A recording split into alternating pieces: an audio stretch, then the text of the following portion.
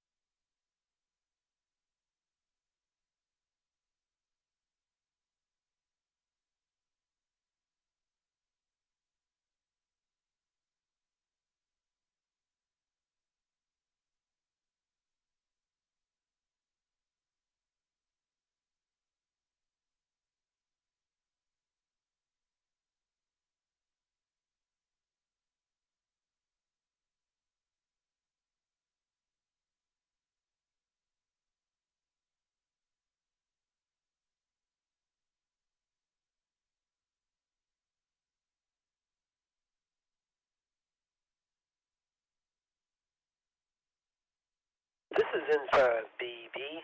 I'm the net control for Skynet tonight, starting in 10 minutes at 9 p.m. If anyone needs to use the repeater for any other purpose before Skynet, please go right ahead now. Again, Skynet will start in 9 minutes. This is N5BB. This is the W5FC repeater, PL 110.9.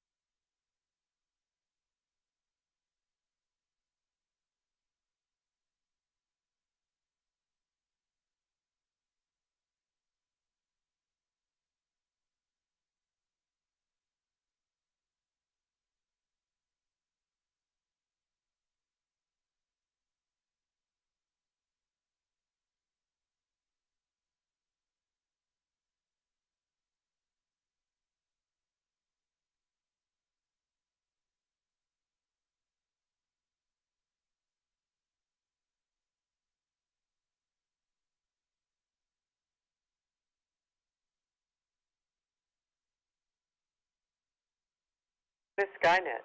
I don't know. Does Charlie know? Always 9 p.m.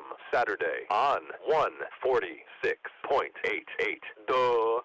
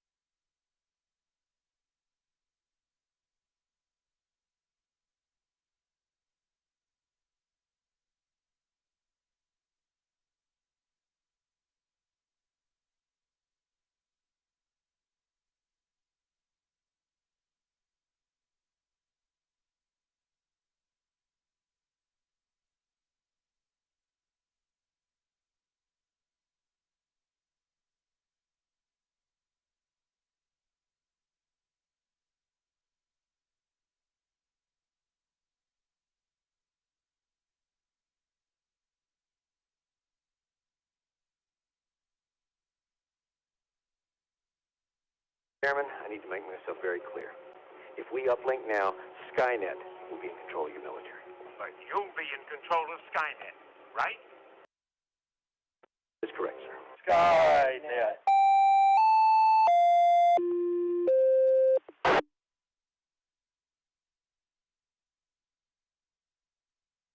We're going to start Skynet in about 1 minute. This is N5BB, net control.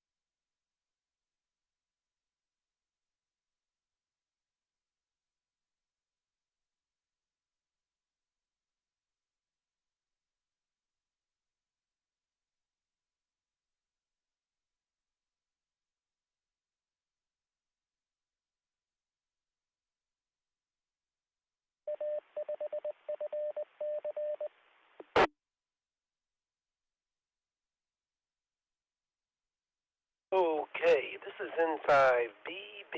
I'm starting Skynet. Be net control for this session of the Dallas Amateur Radio Club Skynet.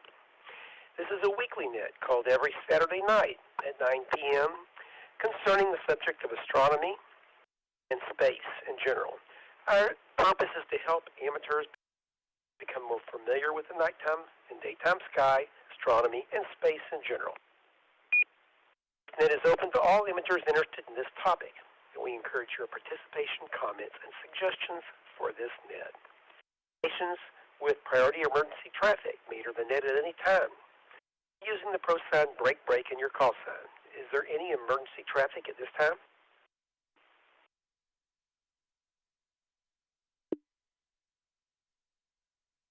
This is a directed net. Please do not transmit without direction from net control. That's in 5BB.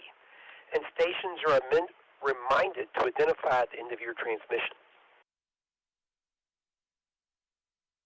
This weekly net operates on 146.88 megahertz with a PL tone of 110.9. Check-ins via Echolink are also possible using W5SC-R station identification or Echolink node 37247.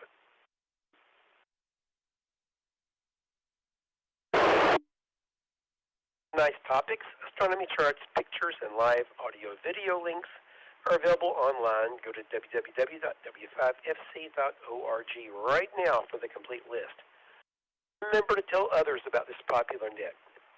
All amateur operators are welcome. You do not need to be a member of any amateur radio club to participate. The net's 90 minutes long, structured in several parts, which I'll whiz through very rapidly.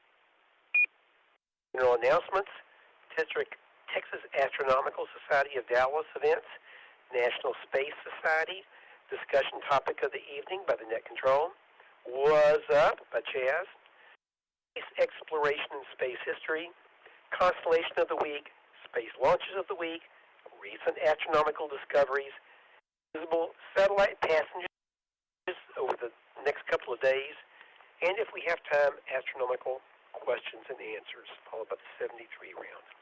All amateurs licensed to transmit on this frequency are invited to check in. Now, 5BB, Skynet. Let's start with short-time check-ins. Do we have any stations that can't stay very long? If so, please come now with your call sign and your name and your location. Short-time check-ins in 5BB, Skynet. Kilo Echo 5, Delta Kilo Victor, Scott in Seagoville, short time.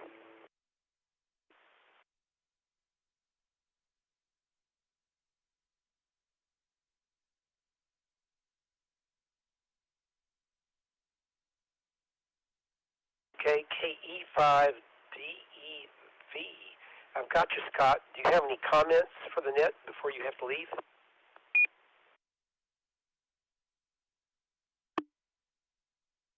Oh, no comments, just listening in for a little bit, and the call is Kilo Echo 5, Delta Kilo Victor.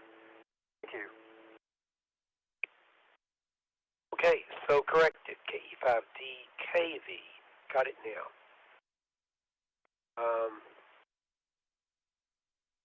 Rewrite this. Otherwise, I won't be able to understand my scribbling. Got it, Scott. Okay, do we have any other short-time check-ins?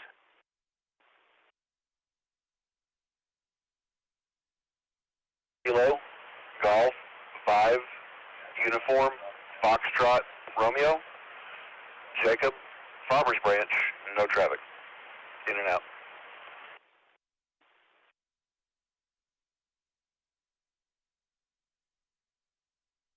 I recognize KG5UFR. Hi, Jacob. One last try. Any other short-time check-ins to Skynet?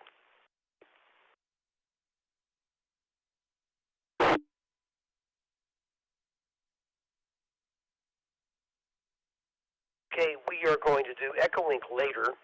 So right now we're looking for RF check-ins, general RF check-ins. If you'd like to check into Skynet, please come down with your call sign, your name, and your location. This is N5BB. Kilo Foxtrot 5, Juliet Hotel Alpha, Chaz, Mesquite, but my heart is in Ohio.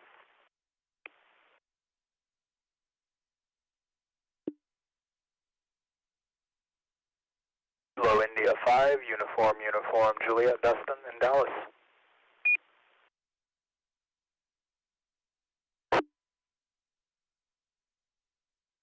This is 5, India Charlie X-ray, Comp, Louisville.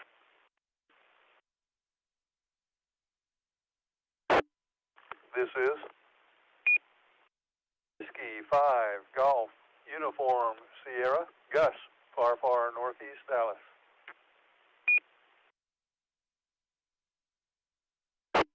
This is India 5, Gulf Romeo Hotel, Melissa, Surf City.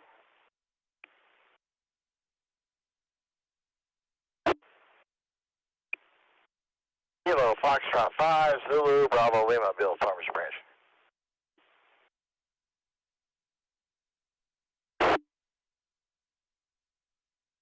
Kilo India 5, Sierra, Delta, Sierra, Jeff Richardson. Alpha 5, Alpha Hotel, Robert Richardson. Ski Bravo 5, Oscar Zulu Lima, Brenda and DeSoto.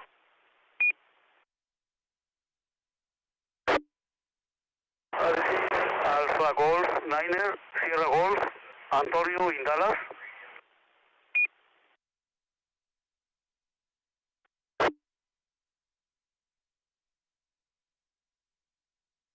Kilo Bravo 9, Sierra Oscar Kilo, Sean in Fort Worth.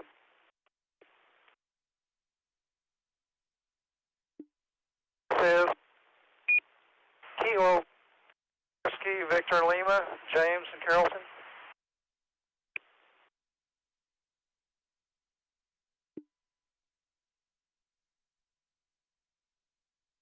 Let's pause there. The last station you broke up, the Whiskey Victor Lima, please come again.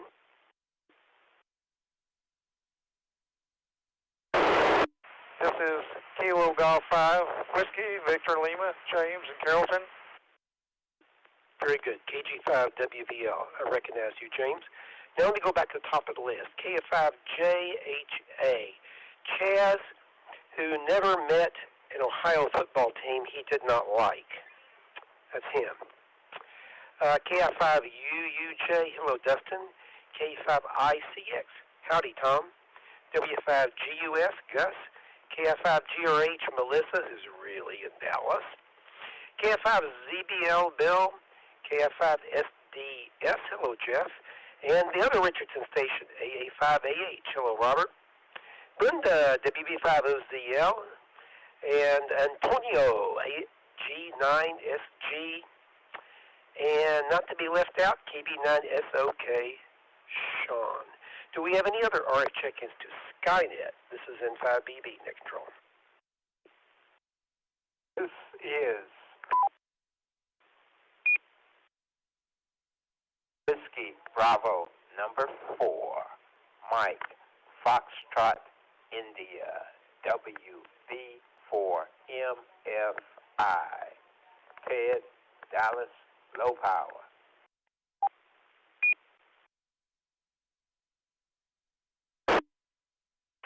Kilo Golf 5, Bravo Zulu Whiskey J, no weapon.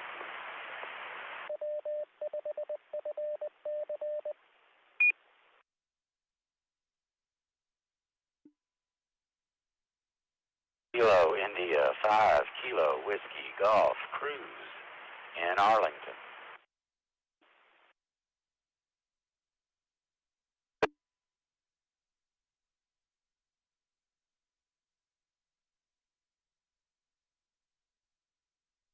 Okay, I recognize Ted, WB4MFI, J, KF5BZW, and Cruz, KF5KWG. Do we have any other RF check-ins for Skynet? This is N5BB.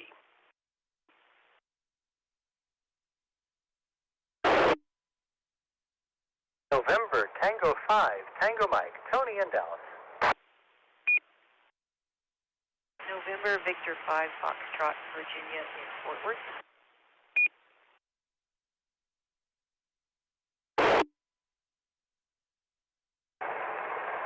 Whiskey 7, Kilo Yankee Golf, Calvin in Arlington.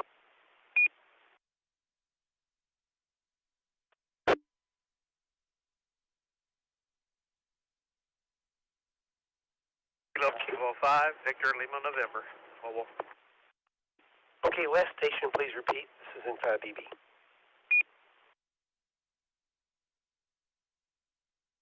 Not be making it. Kilo Bravo 5, Victor Lima, November.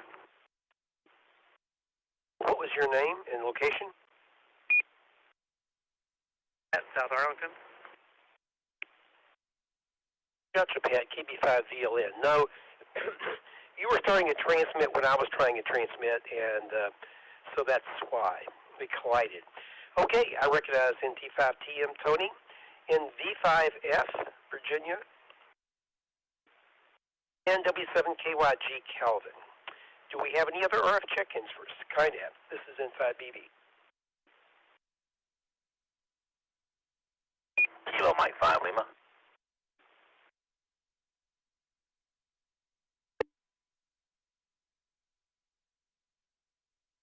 And I recognize Patrick, KM5L. Do we have any other RF check-ins?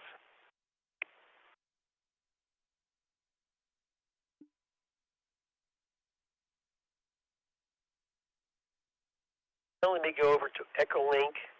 Let's see. The only station that hasn't checked in is JJ.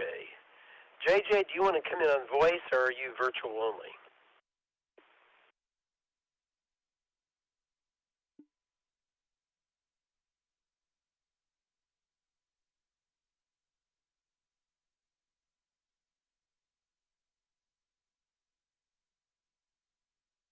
JJ is virtual only.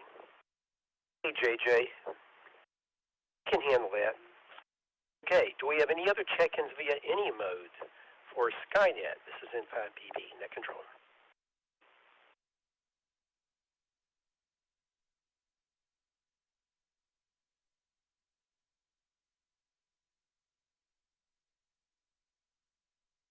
Okay, now let's go to general announcements. Does anybody have any announcements for the net?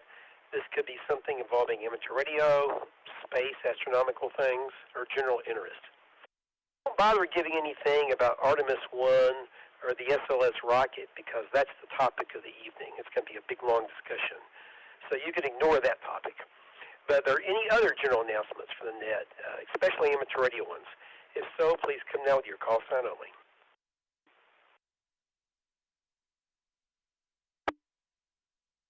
November Tango 5, Tango Mike.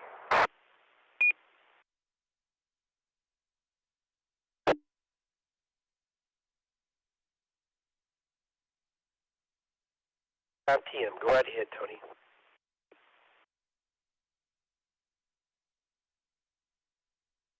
Thank you, Bill. A lot of people have been teaming up with me to give announcements today. So you probably have heard this before, but there is no meeting on the air tomorrow. There is no Ham Fixins net on Monday. However, there is a Racy's training net tomorrow. But there is no meeting on the air, and there is no Ham Fixins net on Monday.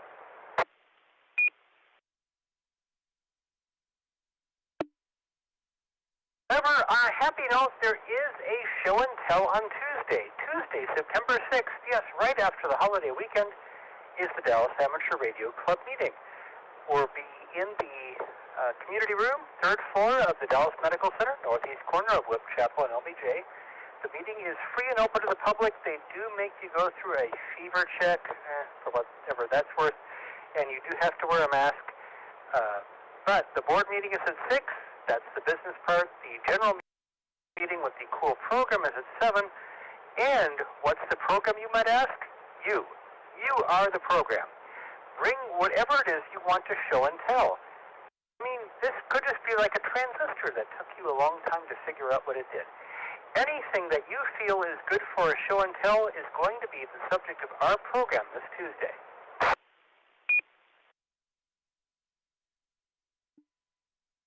I hope you'll bring something cool or at least a good story, but I don't know. It's up to you.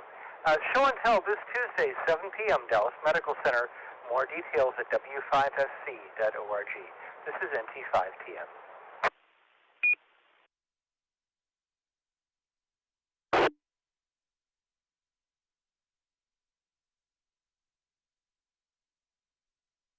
Very good, Tony. Does anybody else have any news items or any questions for Tony? This is N5BB, Skynet.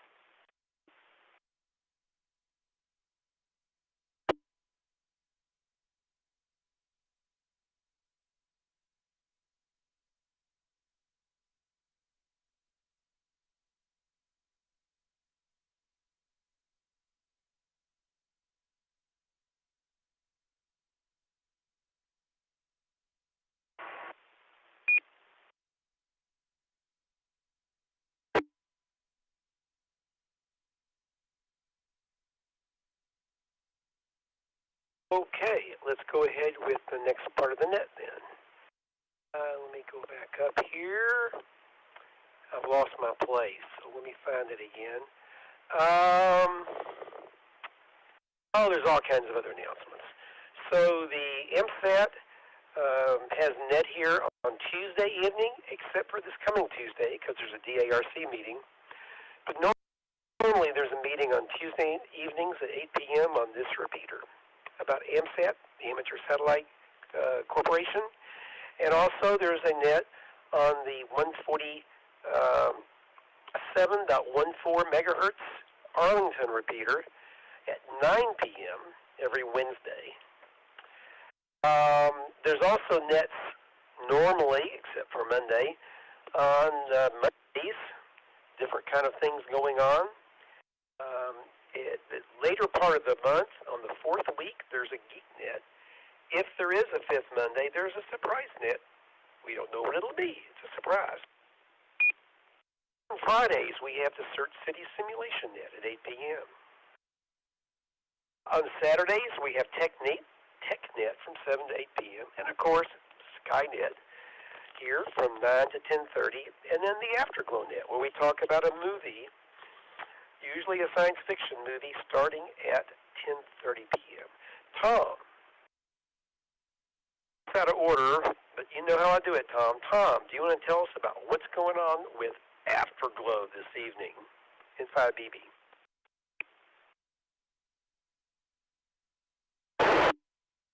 Sure, Bill. Let me give you the synopsis for tonight's movie.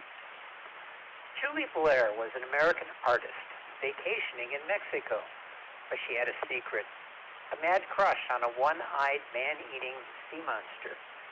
She read the latest story in the Puerto Vallarta Shopper's Herald, yet another homicide by her one-eyed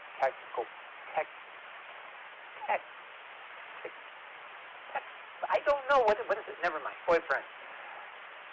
Tentacles. That's not what it says, but tentacles. Maybe she could get Dr. Baldwin, a marine biologist, who also owned a second-hand submarine, to help her search for her main squeeze. She made moves on Baldwin and scored a free dinner from the scientist. I have to go now, she said to Baldwin. Listen, I like you and all, but I already have a boyfriend. Join us for Roger Corman's very first movie, Monster from the Ocean Floor, from 1954, tonight at 10:30 p.m. You can see it on YouTube. Back to you, Bill. KE5I's here. Thank you very much, Tom. We also have a traffic net handling message traffic for training purposes every evening at 6:30 p.m. on this frequency. And then the late traffic net at 10:30 p.m. every evening is on the Irving 146.72 megahertz repeater. Does anybody have any questions so far about any of these items? If so, please come now, or any late check-ins. This is N5BB, Skynet.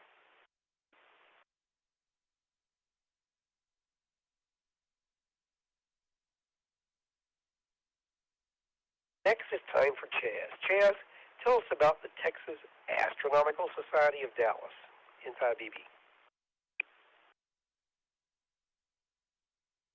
Thank you, Bill. I must warn everyone, I'm watching a football game too, so I might be yelling and screaming. Last Texas Astronomical Society of Dallas club meeting will be held on Friday. Oh, not the last one. The next one will be held on Friday, September the 23rd.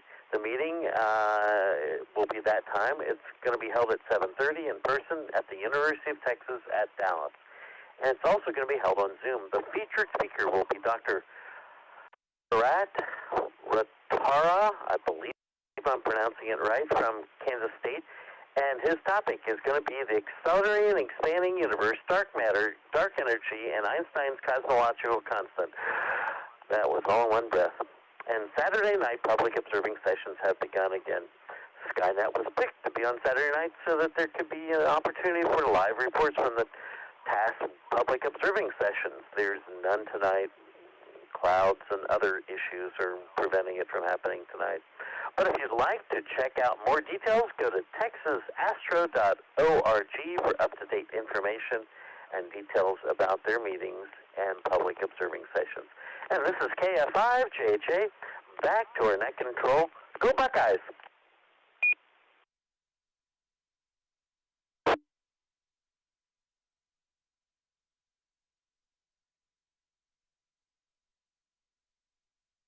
On me eating a snack. Thank you very much, Chaz. Next, we have National Space Society events and activities. So unfortunately, you have to listen to me for a long time here. The next meeting of the North Texas section of the National Space Society on Sunday afternoon, September the 11th, week from tomorrow, starting at 3:30 p.m. The location's normal, the Spring Creek Barbecue in Irving, Highway 183 and Beltline Road. We also have a way that you can look at it virtually from your house or somewhere else. The program will be SOFIA, the NASA Airborne Infrared Observatory. I think was recently grounded, but we'll learn about that.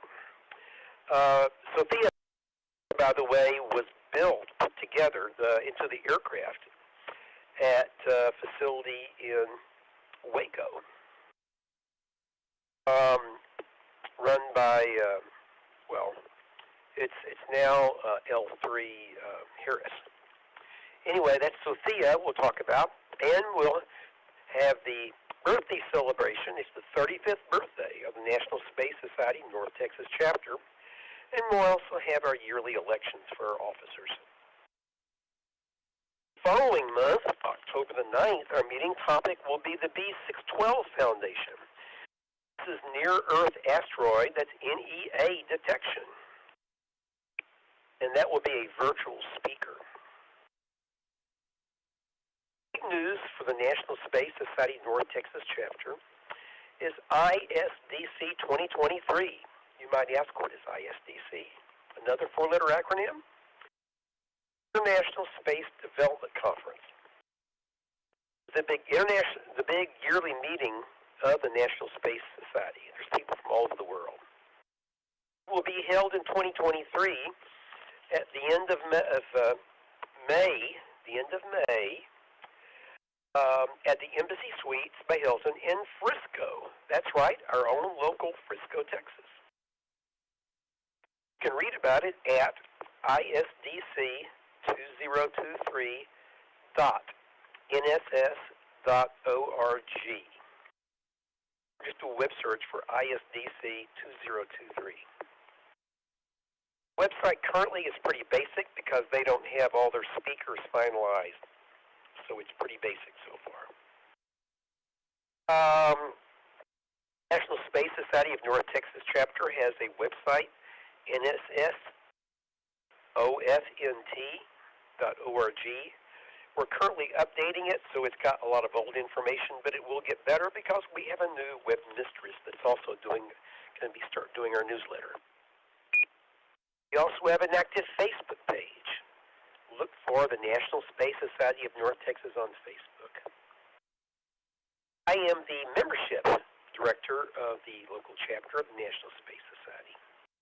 If you have any questions about National Space Society or want to join it, you can send me an email at n5bb@arrl.net or space@byrom.net. That's SPACE@BYROM.net.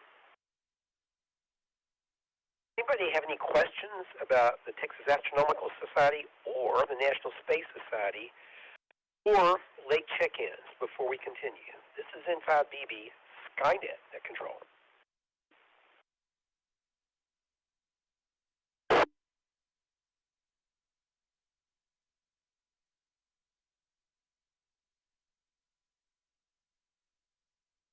I was hoping there were a lot of additional comments, so I didn't have to continue talking, but I will. Now we have the discussion topic of the evening, which is by me. The topic is Artemis 1. What is it, and why hasn't it launched yet?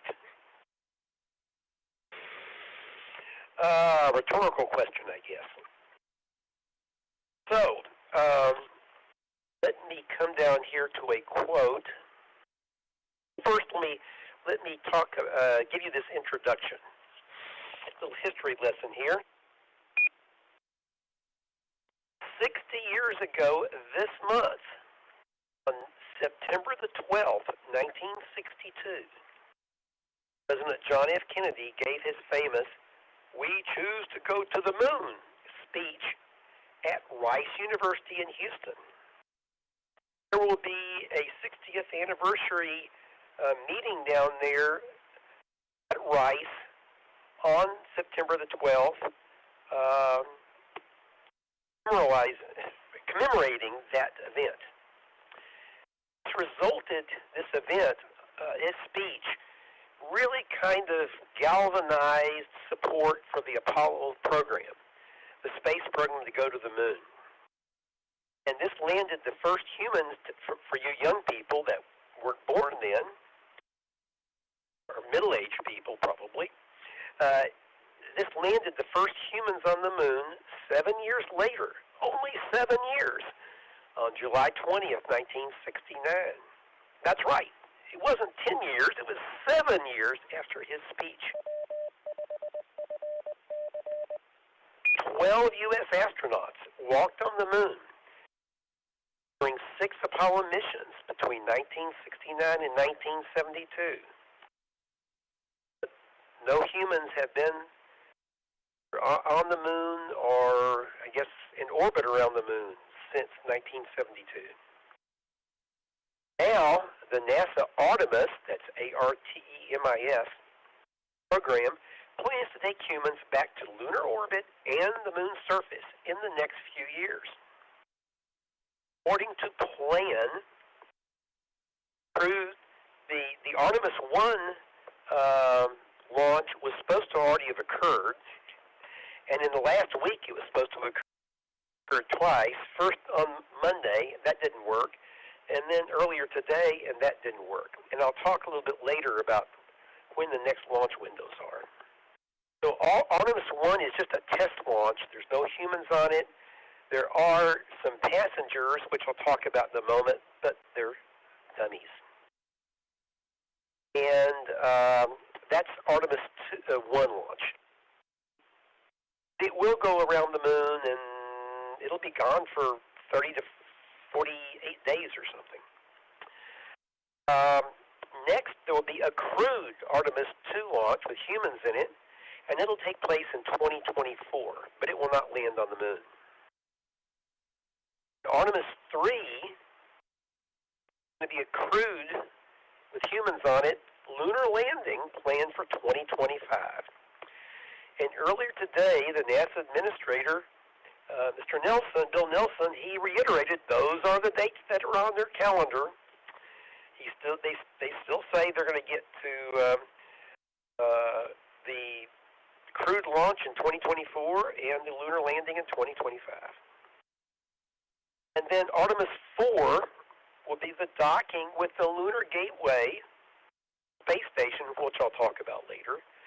In 2027, of course, they're still working on the design of the Lunar Gateway. And then they plan yearly landings on the moon starting in 2027. Okay? Oh, that's only 5 years from now. We're talking about a lot of activity, and since from 1972 to now, 50 years, there has been no activity. So, huge difference in manned spacecraft. Of course, the plan is then to go on to Mars later.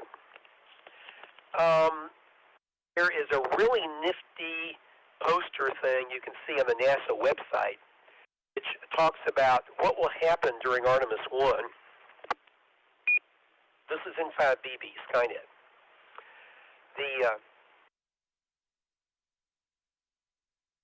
The synopsis of this, the short form of this, is as follows. The Artemis 1 is going to be launched by an SLS rocket, which is new. And we'll talk about it in a moment. But it has more launch thrust than the Saturn V.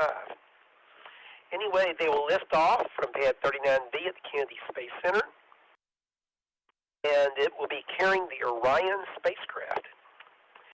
And they will jettison the boosters, the fairings, and the launch abort system, and they'll separate the main stage, and then the European service module, which we'll talk about later, and the Orion capsule, which will have no humans on it, but it will have passengers, dummies, will have a rocket firing, and they will go into Earth orbit, and they will, at some point along the way, they will go into translunar injection. a burn. And they will be releasing some CubeSats, several CubeSats. Then they will go very close to the moon initially. The 60 miles, nautical miles from the moon is as close as they get. And they'll go into a very weird retrograde orbit. It's going the opposite direction in the direction the moon's going around the Earth. Orbit the other direction. And this orbit is really crazy. It doesn't repeat itself. It's different every time. And it goes very close to the moon and way out. So during this mission, the spacecraft will be further from the Earth than any capsule rated to handle humans, by far. It'll go way out. Then it's going to come back near the moon and fly around it and then go back to Earth. Going to have a descent in the ocean, just like the Apollo missions. So it's supposed to splash down in the Pacific Ocean within view of the U.S. Navy recovery ship, just like the Apollo missions, if you remember those. That's what's supposed to happen. It's going to be up there for weeks, which is kind of interesting. Inside BB Skynet.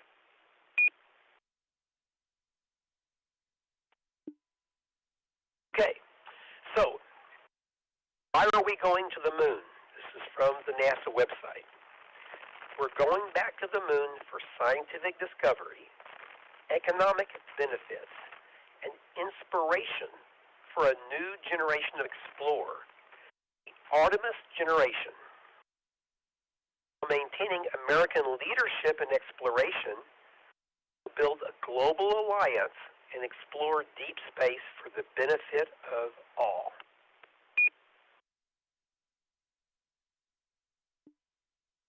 Now, who's flying in Artemis 1?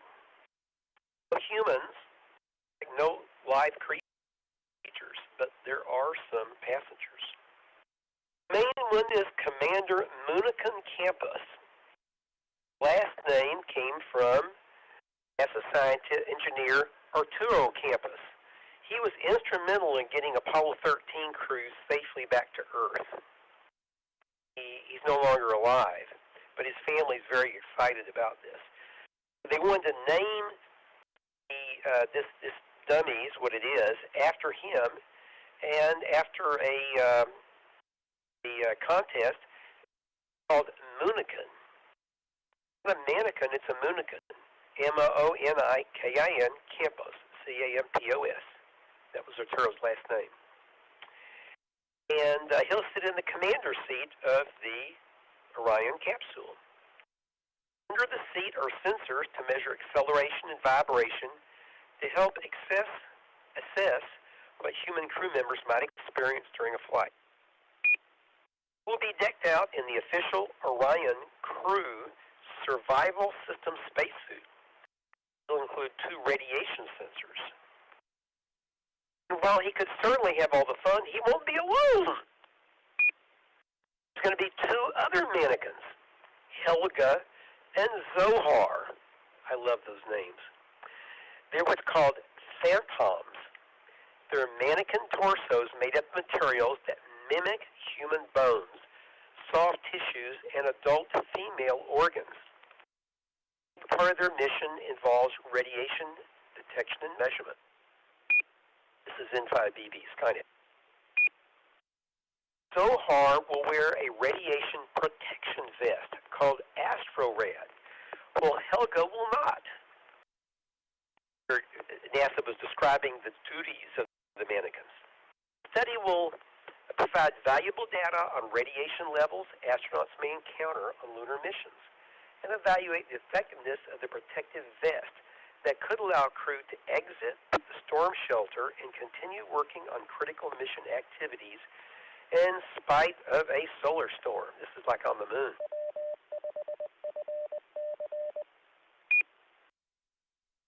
No, there are 2 other creatures on this. Snoopy. That's right. The black and white beagle that created by American cartoonist Charles Schulz. Was very excited that Snoopy was adopted by the Apollo program. So he's going there, and there's a poster that NASA's produced with Snoopy on it. He's been tied to lunar missions since 1969. And the lunar module of Apollo 10 mission was nicknamed Snoopy because of its role in scouting out or snooping around the landing site. And Charles Schulz created cartoons of Snoopy on the moon. Captured public excitement about America's achievements in space during the Apollo years. However, this time Snoopy has a mission of its own. As the Artemis 1 mission is uncrewed, it's a plush Snoopy doll.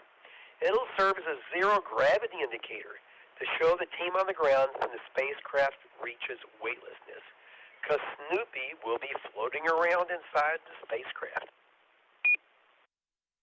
Oh, there is another creature, Shaun the sheep.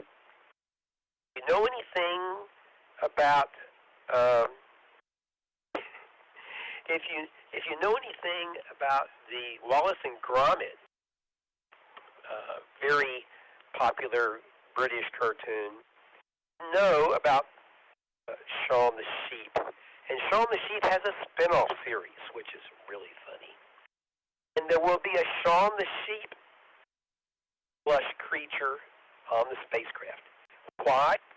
Because one of the partners in this, a big partner, is the European Space Agency. He built the service module, which is very important. We'll talk about that in a few minutes. This is Inside BB's kind of. Now let's talk about what tried to go on Monday and today. NASA tried to launch a SLS rocket. What is SLS? Space Launch System. And on top of it was the European Service Module and the Orion capsule and the ejection, the safety tower. It did not launch. And we'll talk in a minute about when it might launch. What is this Space Launch System rocket? It's new. Okay? So let's do a little history. Space Shuttle used 3 Rocketdyne RS-25 rocket engines added in the rear of the shuttle. Hydrogen and oxygen fuel was supplied by a big exterior tank during launch. 2 solid fuel rocket boosters were also attached to the shuttle during launch. So you had the shuttle itself, these rocket motors, these 3 rocket motors in the back of it, but to give all the fuel needed during launch, there's a big external hydrogen and oxygen tank. Then these completely separate 2 solid fuel boosters to help during the initial part of the launch. Okay? The SLS is going to use something a bit similar. There is a core rocket, which you can think about as replacing the space shuttle. And this core rocket looks kind of like a Saturn V. I mean, it's a big rocket with the capsule up on top. It has 4, not 3, but 4 enhanced RS-25 rocket engines, burning hydrogen oxygen fuel contained in big tanks inside the main core of the rocket. The big rocket that kind of looks like a Saturn V, roughly, it has hydrogen oxygen tanks in it, and they fuel the RS-25 rocket engines, the 4 of them at the bottom. There's also 2 solid fuel rocket boosters, which are enhanced versions of the space shuttle boosters. I think they have 1 extra segment, a little bit more thrust. And they're also attached to the core rocket, just like the space shuttle. And just like the space shuttle, the solid fuel boosters burn for a little over 120 seconds during launch and then are ejected. Main core RS-25 rocket engines in the SLS main rocket They run for about 500 seconds total. So when the rocket takes off, it's got 4 of these RS-25 rocket engines, as opposed to 3 in the space shuttle, and 2 of these enhanced solid fuel rockets. So it's got more thrust than the space shuttle did, and it turns out it's got more thrust than the Saturn V. The SLS boosters, these are these solid rocket boosters. Each produce 3.6 million pounds of thrust, each of them. And the 2 boosters combined produce about 75% of the launch thrust of the whole rocket. Okay? So, but they only last for about 2 minutes. They're ejected, and then the liquid fuel continues burning for about 6 minutes more. To get the upper stage, there is an upper stage, and a service module and the Orion capsule into Earth orbit. This is N5BB, Skynet. So, what happened on Monday this week? Why did they have to scrub the launch? Well, there's 4 RS-25 engines. Number 3 of those engines, one of those of them, number 3, it ran into a problem which had to do with the temperature. Before they actually do the main engine burn to launch the thing, they bleed liquid hydrogen through the rocket engine body to cool it down, because liquid hydrogen is very, very cold. It's cryogenic. And they need to get it down to about, I think, 40 degrees Kelvin, about 40 degrees Celsius above absolute zero. But so that when they actually start the engine up, the main burn, there isn't this huge temperature shock. However, for some unknown reason, it was unknown on Monday, the number 3 engine didn't get down to that temperature. It was too warm. I think I said that wrong. I think it was maybe 40 degrees warmer than it should be, or something like that. I remember the exact temperature, sorry. I now think it's a sensor problem, so they really think it worked correctly. They probably could have launched, but didn't because they thought something was wrong. Might have been wrong. Now, why didn't it launch today? This is N5BB. The main problem today was a hydrogen leak in a quick disconnect hose connection in the launch pad area. So it's something that is how they fuel up the main hydrogen in the main tanks. There was an event that occurred early this morning where there was an accidental overpressurization, and 3 times the normal pressure was applied to all the gaskets in that area. They aren't sure this is the reason for the problem. Later, when they tried to do the main fuel load, they had a huge amount of hydrogen that was leaking. I mean, it was a lot. And so they couldn't launch the rocket because they couldn't fuel it up fully. They conjecture it may have been because the overpressure damaging the gaskets, but they're not positive about that. Anyway, no matter, they're definitely going to have to replace all the gasketing material in that quick disconnect. Could they do it there on the launch pad? Maybe. For various other reasons, it appears now they're going to have to go back to the Vehicle Assembly Building, the VAB. One of the reasons is there is a requirement by the launch directorate, they're the safety directorate, that every so many days, they can only launch so many days after they've tested the abort system. And that abort system can only be tested in the Vehicle Assembly Building. So they're really going to have to move it back there unless they get a waiver.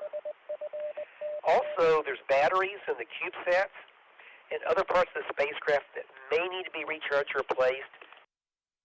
A few other things they may want to, check out. So, for various reasons, it sure looks like they're going to have to roll it back to the Vehicle Assembly Building. Now, there is another launch date possibility on Tuesday, but they can't possibly do the work by then. So they will not be launching on the current launch window. The next launch window starts up September 16th, which isn't that far away. and it runs to October the 4th. But SpaceX is planning a Crew 5 launch right there on October the 3rd. So it's a little iffy that they'll really get it going and be able to launch it in late September. It's possible, though.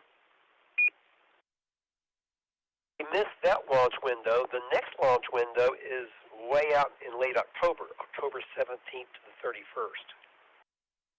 You might wonder, why are these launch windows spread out like this? This is N5BB Skynet.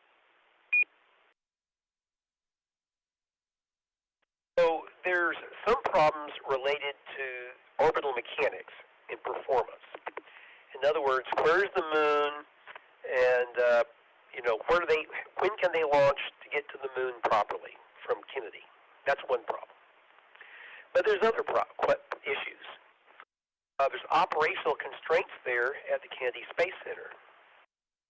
For example, in a week's period, they can only attempt to launch 3 times due to the tanking process, how much hydrogen they have available, and requirements on getting it launched, pumped in there. Other constraints are making sure the moon's within reach, the upper stage, and it has to perform a translunar injection. Okay?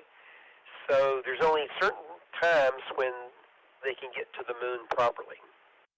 Also, the Orion solar panels can't be out of the sun for more than 90 minutes.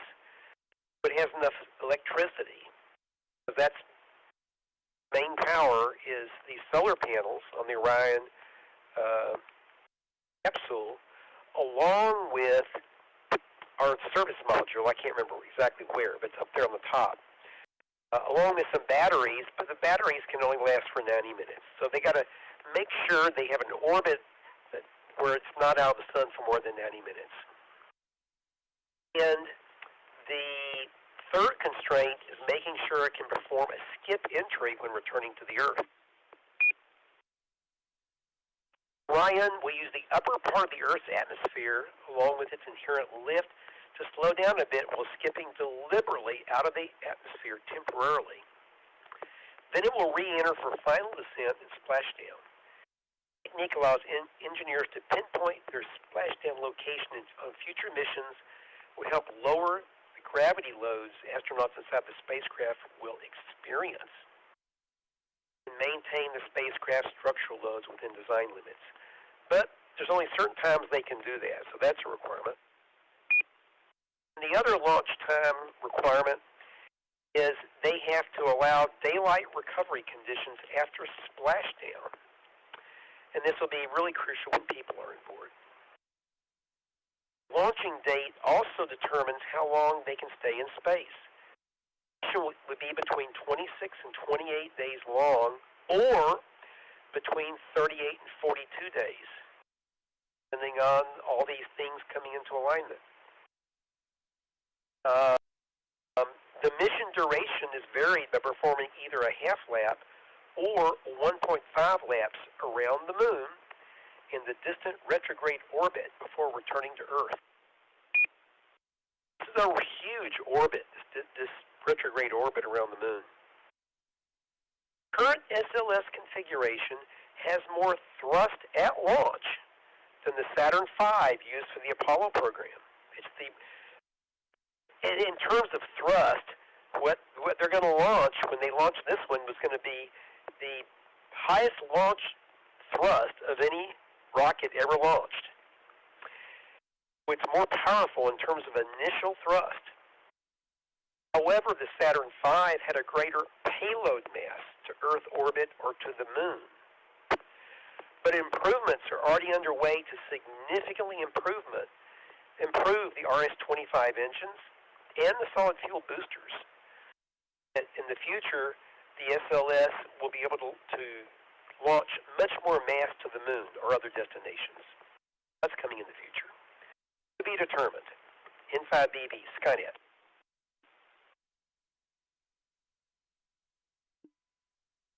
I'm going to have to whiz through some of the rest of these. Next, we have the Orion spacecraft. The Orion Multipurpose Crew Vehicle. It's a partially reusable crewed spacecraft.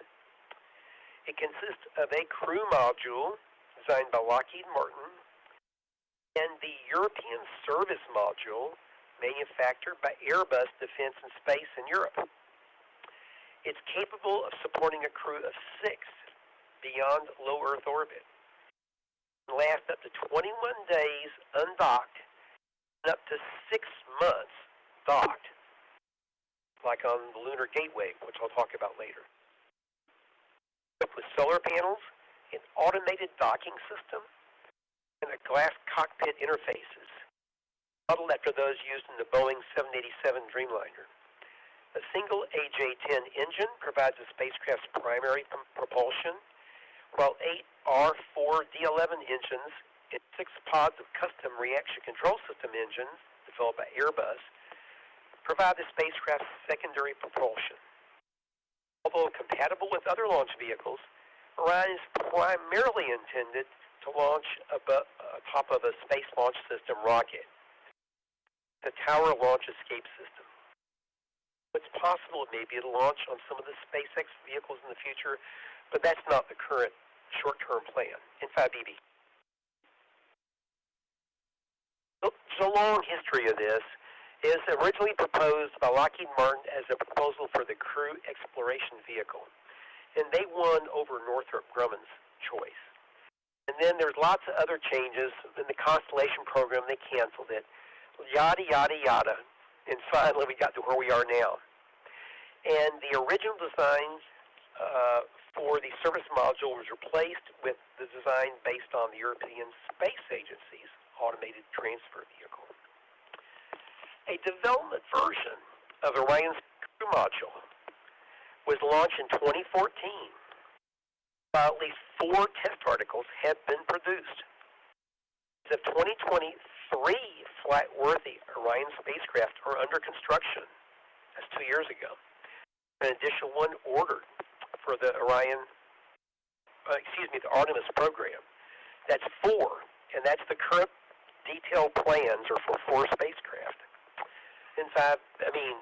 Initially, N5BB. Now, if you know anything about the Apollo missions to the moon, there was a service module. Well, in this case, there's also a service module. It's the European Service Module, ESM. Primary power and propulsion component, which is discarded at the end of the mission. And was based on an European Space Agency automated transfer vehicle design that was available a few years ago. It was delivered at the end of 2018, and the European Space Agency will provide these modules, the service modules, continuing to do this from Artemis 2 to Artemis 6. Okay, so they've already got plans in place there.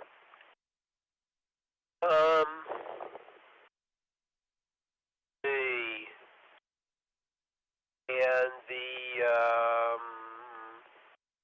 service module supports the crew module from launch through the separation prior to reentry. Provides in-space propulsion for orbital transfer, attitude control, and high-altitude ascent aborts. Provides the water and oxygen needed for a habitable environment. Remember Apollo 13? That's critical. And so it provides the water and oxygen needed for a habitable environment, generates and stores electrical power, maintains the temperature of the vehicle's systems and components. It can also transport unpressurized cargo and scientific payloads.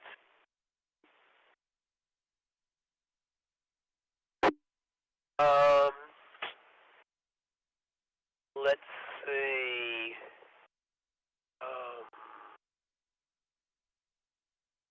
In comparison to the Apollo Command and Service Module, the European Service Module generates approximately twice as much electricity, 11.2 kilowatts. It weighs nearly 40% less when fully fueled, 15,461 kilograms. and is roughly the same size, 4 meters in length, excluding engine, and 4.1 meters in diameter.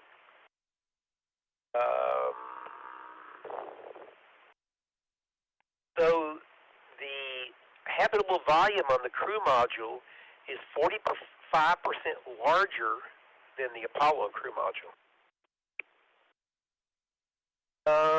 It'll support a crew for 21 days against the 14-day endurance for the 3-man Apollo. Okay, so the European Space Agency member states are financing these service modules for Artemis 3 and 4. Okay. So there's money in it. There's skin in the game from Europe. Okay, this is N5BB. One more thing, and then I'll shut up. This is N5BB, Skynet. Next is the Lunar Gateway Space Station. Gateway is planned to be deployed in a highly elliptical 7-day near rectilinear halo orbit, NRHO, around the Moon. If you remember, there's a recent spacecraft launch that was to that same orbit to check it out. And I haven't followed up to see the latest status of that spacecraft. There were some problems with it initially. That probe. This will bring the station, the Lunar Gateway Space Station, to within 930 miles over the lunar North Pole at the closest approach, and as far as 43,000 miles over the lunar South Pole. Okay, so it's going to it's a highly elliptical orbit. Traveling to and from cislunar space, this lunar orbit, should be much easier because it's traveling in these different areas, away from the Moon, closer to the Moon, to give NASA a lot of experience with doing this kind of thing. Lunar expeditions from the Gateway can reach low polar orbit pretty easily, and orbital station keeping, staying in the orbit, would require a small amount of power, and the orbital inclination can be shifted with a relatively small delta V expenditure, so allowing it to access most of the lunar surface, so they could change the orbit so that the low point of the orbit was near different parts of the Moon. Spacecraft launched from the Earth would perform a powered flyby of the Moon, followed by about 240 meter per second delta V burn to dock with the Gateway as it approaches the APOS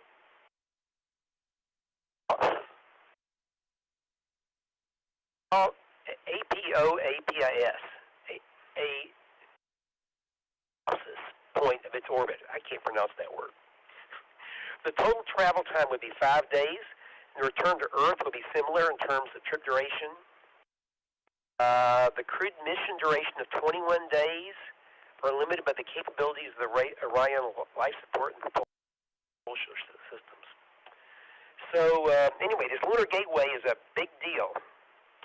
And by the way, there's a plan to have amateur radio equipment on it. This is N5BB, Skynet.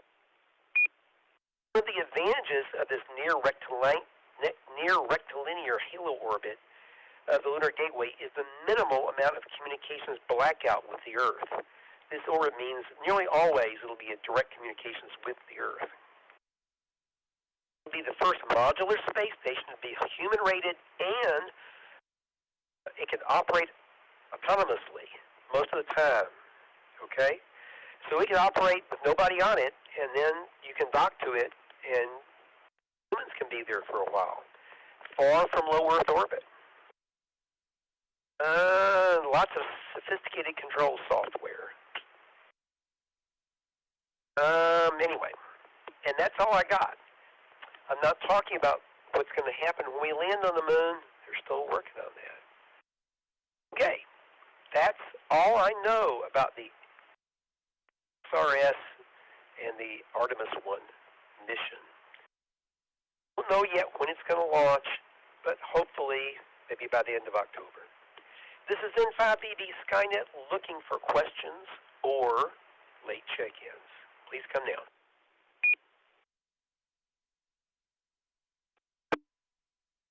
November Tango 5, Tango Mike.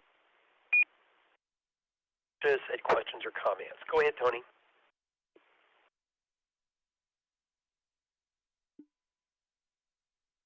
Well, you know, I think, along with a lot of people, I've been frustrated lately, but I have taken some consolation from reading an interesting NASA book, special publication 4230. That's Sierra Papa 4230. It's called Taming Liquid Hydrogen, and unfortunately details at great length all these struggles NASA has had with this really difficult but energetic but difficult fuel. SP 4230, Taming Liquid Hydrogen. If you can't go to bed tonight because you're frustrated with Artemis 1, that's the book to read, NT5TM.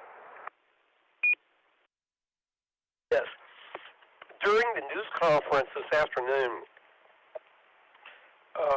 they commented, a couple of the people, Bill Nunn and somebody else, commented about a issue for the space shuttle, and there's a 1-month period where they just could not launch a space shuttle. They tried a bunch of times because of hydrogen leaks, here, there, and the other. It was a month of hydrogen problems. Hydrogen is very difficult to tame. It is the smallest molecule, and it's just very difficult to tame. If you put it in a balloon, guess what? It leaks out pretty quickly. Why? It's a very small molecule. Helium is quite a bit larger. Helium stays in your balloon much longer. So hydrogen kind of makes it through seals and everything like that. It also, liquid hydrogen is very cold. If you think about it in the rocket engine, you've got this cryogenically very cold liquid hydrogen coming in and very cold liquid oxygen. And then now at the bottom of the rocket, it's what, 4,000 degrees Kelvin or something? So you've got this extreme in temperatures in the rocket engine. No, that's why they call it rocket science. It's a real pain to design a rocket engine that will last without just either exploding or working itself apart, just cracking or whatever. Very good, Tony. Thank you very much. I'll look up special publication 4230.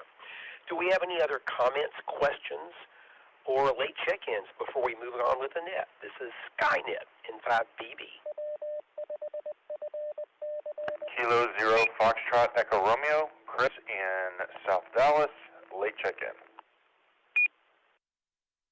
November 2, Victor India Papa, Ken, Dallas, late check-in.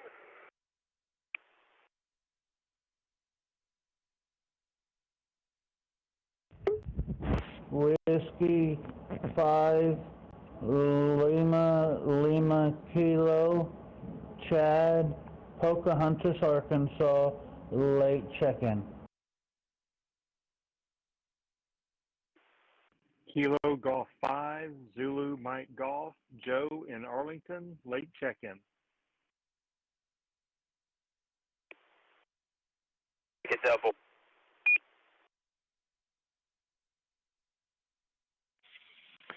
Kilo Fox 5 Tango Hotel Bravo, Brent in the Ouachita Mountains of southeast Oklahoma.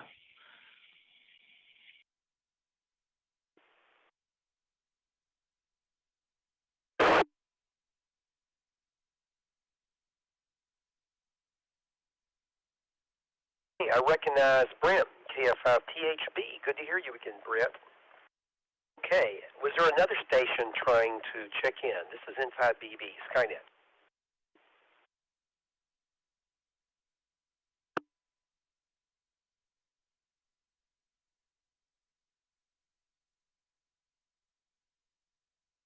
Over on Echolink, I see that Joe, KG5ZMG, and Chad, W5LLK, are both there. Either one of you want to check in, you can either come in on voice or try text on Echolink. KG5ZMG Joe or W5LLK. Any of you want to check in? This is N5BB, Skynet.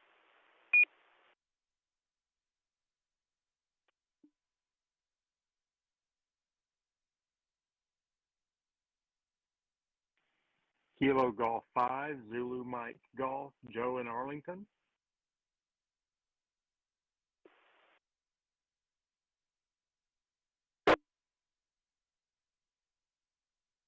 Very good. I got you there, Chad, on text. I think you did double. So I have W5LLK Chad. Chad, you want to try again on voice and tell us where you're located?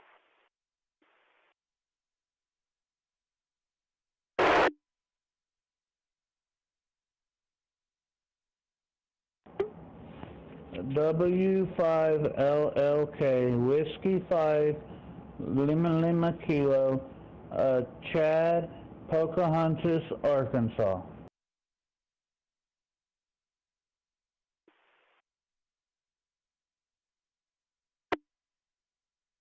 Very good, Chad. W5LLK in Pocahontas, Arkansas. Pretty good. We got Oklahoma and Arkansas in here tonight. But we don't have Missouri. Friends there. Don't know Bethany. Okay. Do we have any other check-ins to Skynet before I continue? This is N5BB, net control.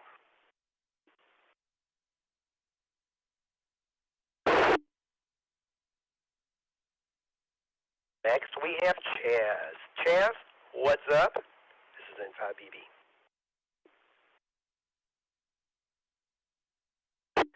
Thank you, Bill. This is Chaz, KF5JHA. My degree is in astrophysics. I work in the astrophysics labs and geology labs at Dallas College on the Brookhaven campus, and we call this segment of Skynet "Was Up." Slide Master, slide number 2. Today, on September the 3rd, the moon's phase is at first quarter. On September the 7th, the moon will be at perigee, which is the point in the moon's orbit that is closest to the Earth at a distance of 364,492 kilometers. Full moon will be on September the 10th. Third quarter moon will be on September 17th. On September 19th, the moon is at apogee, which is the point in the moon's orbit that is furthest from the Earth at a distance of 404,556 kilometers. New moon will be on September the 25th. Slide Master, slide number 3. The sun is active. Over the past week, the sun has released some strong solar flares, strong enough for aurora to be visible in the high northern latitudes. The sun is ramping up faster on its upward swing in the solar cycle than predicted. What does that mean? Well, time will tell. Slide number 4, please. On September the 5th, you can observe the conjunction of Regulus and Venus in the early morning northeastern sky. Slide number 5. On the night of September the 7th, shift your attention to the evening southeastern sky for the conjunction of the moon and Saturn. Yes, Saturn and Jupiter are now visible in the evening sky. Isn't that great? Slide number 6. On the night of September the 8th and 9th, the Epsilon Perseid meteor shower will be at its maximum with a peak of around half a dozen meteors per hour. The best time to observe them will be the hour before morning twilight, because this is the side of the Earth that's running into the cloud of debris left behind by some unknown comet or asteroid. Don't know the source for this meteor shower. I suggest that the best locations to observe them will be from one of the 89 Texas state parks or wildlife areas. Slide number 7, please.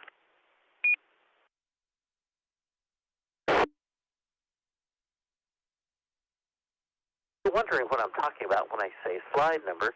We have a video version of Skynet, and you can actually see visuals. Isn't that interesting? Okay, to get links to that, just go to w5fc.org, and you can find out that here. Slide number 7.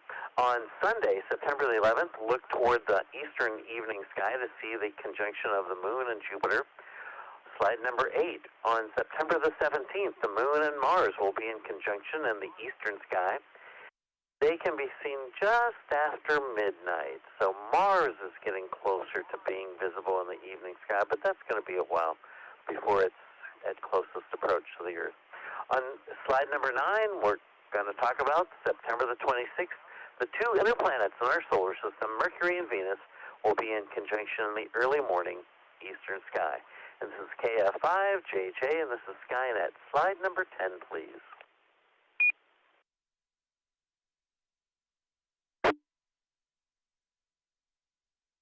So again, the next Texas Astronomical Society of Dallas Club meeting will be held on Friday, September the 23rd. The meeting will be held at 7:30 in person at the University of Texas at Dallas, and also held on Zoom. And the public observing sessions have begun again on Saturday nights, but tonight didn't happen. Go to texasastro.org for up-to-date information. Now, slide number 11. Do any of you out there in Radio Land have a question or need a fill on any information? Or maybe you have just a general astronomy question. Come now with your call sign if you need a fill or have a question.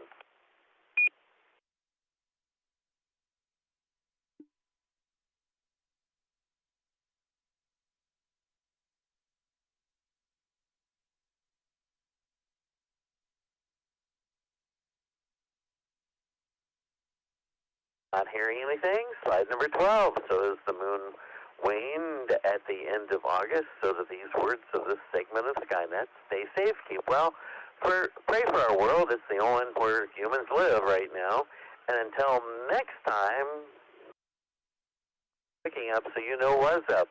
And net control, I suggest that we skip the Constellation of the Week this week and postpone it till next week. And this is KF5JHA, back to our net control. Bill, it's all yours. N5BB73, everyone.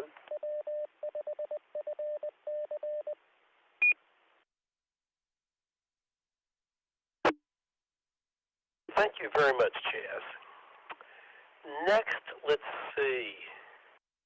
Brenda, I think it's your week for space exploration and space history. Take it away, Brenda, WB5OZL and 5DB. Thank you. This is WB5OZL. First, in space exploration news, there's water on the moon. There's water on the sunlit surface of the moon, according to new observations from the Flying Telescope SOFIA. The first indication that water might exist on Earth's cosmic twin outside of the permanently shadowed polar craters came from observations performed in 2020. These hypotheses are supported by new observations which also imply there may be more water than previously believed. Stratospheric Observatory for Infrared Astronomy, or SOFIA, is a NASA-led program that uses a modified 747 to explore the cosmos in infrared radiation. The same observatory that discovered the finding in 2020 has now identified molecular water in the area of Moretus crater, which is close to the moon's south pole. Next, Frank Drake died. Astronomer Frank Drake, who pioneered this modern search for intelligent life in the universe, passed away Friday, September 2nd, at the age of 92. Drake is best known for the equation that bears his name, a formula that estimates how many detectable alien societies may exist in our Milky Way galaxy. Drake devised his famous equation in 1961, a year after he initiated Project Ozma, which used a radio telescope to hunt for possible signals from extraterrestrial civilizations.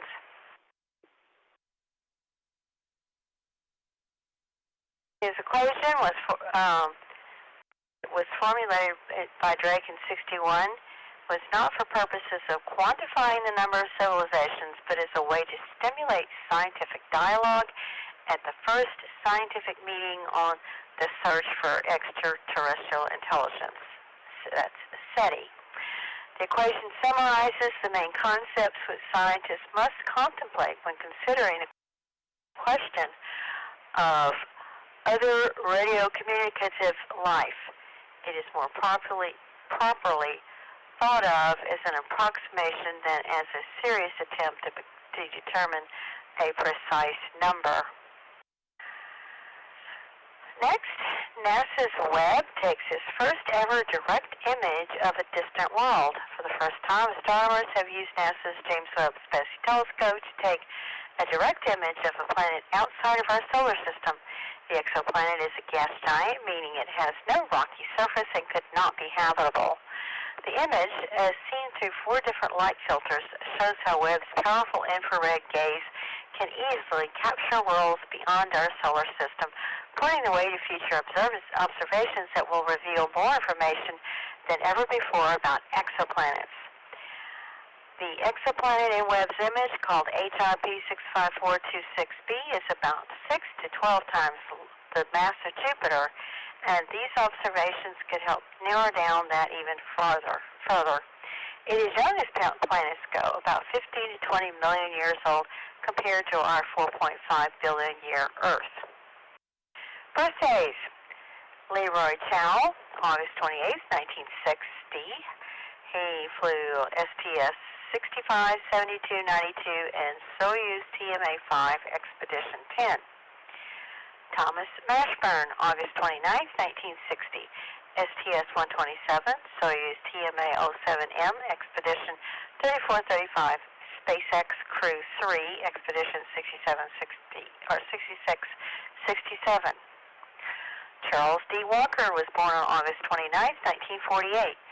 Flew STS-41D, 51D, and 61B. Jack Swigert, August 30th, 1931, flew on Apollo 13. K. Megan MacArthur, August 30th, 1971, STS-125, SpaceX Crew 2, Expedition 6566. Christopher Ferguson, September 1st, 1961, STS-115, 126, and 135. Krista McAuliffe, September 2nd, 1948, flew on STS-51L, which, of course, was the ill-fated Challenger, where she perished. Sherwood C.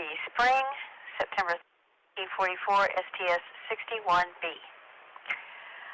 Space history, August 31st, 1962.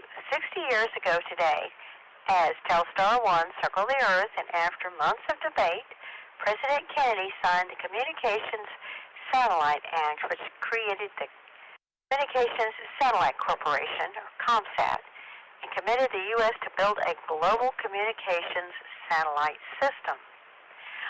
August 30th, 1983, STS-8 launched with crew member Guy Bluford on board, making him the first African-American to fly in space.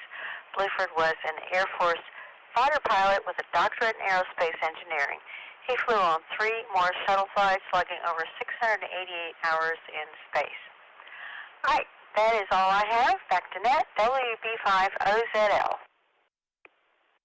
Thank you, Brenda. We're getting kind of late in the net. Chaz, you want to whip through Miss Carolyn's Constellation of the Week and maybe throw a couple of jokes in there? I hope you have some jokes about certain schools in Ohio, N5BB. Go ahead, Chaz.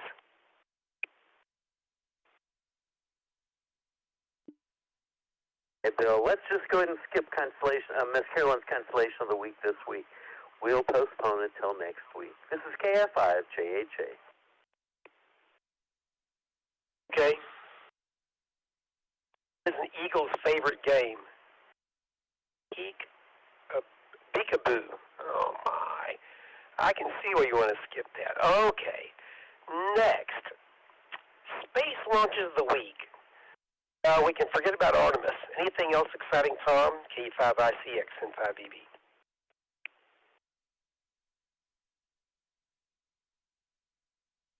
Thank you, Bill. Let me just do a couple. Let's see. We've got all sorts of Falcon 9s. I'll skip those because they're always the same. We have on September 6th, we have an Ariane 5 launch. This would be ELA-3 in Colorado, French Guiana. An Ariane 5 ECA rocket designated BA-258 will launch the Eutelsat Connect VHTS communications satellite. Then, let's see, we have September 11th and 12th. There is a launch of from Vandenberg Air Force Base, from SLC-2W, a Firefly Alpha rocket will launch on its second test flight with a rideshare payload consisting of multiple unspecified small satellites. We have on, looks like September 21st, Soyuz ISS-68S will launch from Baikonur Cosmodrome in Kazakhstan. The government Soyuz rocket will launch a crewed Soyuz MS-22 spacecraft at the International Space Station, with a next team of 3 cosmonauts and astronauts to live and work at the complex. The crew is led by Commander Sergei Prokofiev, who will be joined by Russian flight engineer Dmitry Petelin and NASA astronaut Frank Rubino. The rocket will fly in the Soyuz 2.12 configuration.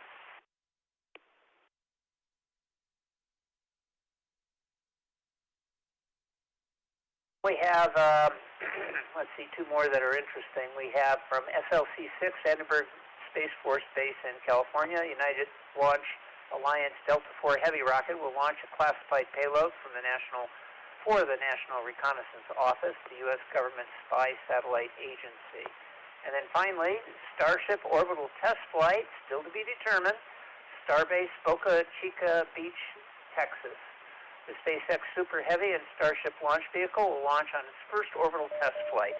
The mission will attempt to travel around the world for nearly 1 full orbit, resulting in re-entry and splashdown of the space Starship near Hawaii. And we're still waiting on that one. That's it, Bill. KE5I6. Very good, Tom. And as the anonymous Kraken finishes, it's still working on things. Brenda, WB5OZL. Tell us about the recent astronomical discoveries. This is in 5BB Skynet. WB5OZL, we are down to the last minute here. I don't really think I have time. It's kind of a long article anyway, so why don't I just save it for next week? No problem. Tom, are there any amazing visible satellite passages over the next few days, some that really stand out? If not, we're going to go on to the astronomical Q&A. K5ICX and 5BB.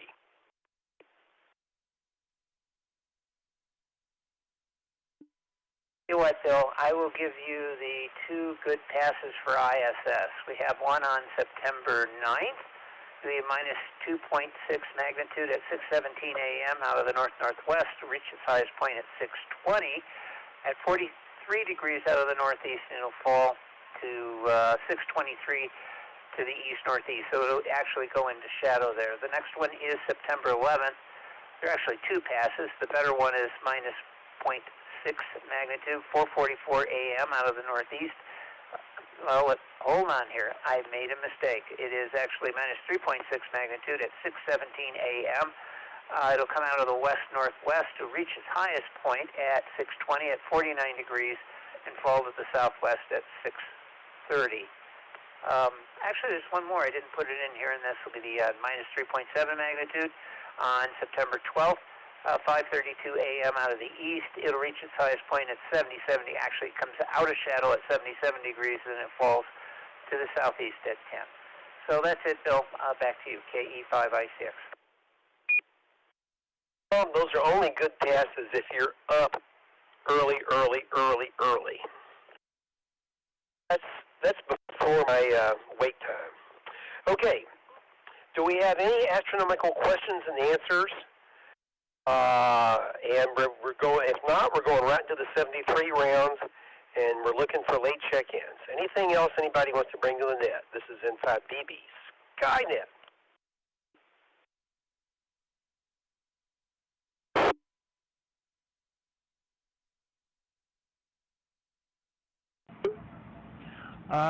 This is W5LLK. My astronomical question is, did you hear that Darth Vader got married? And my astronomical answer is, his wife's name is Ella Vader.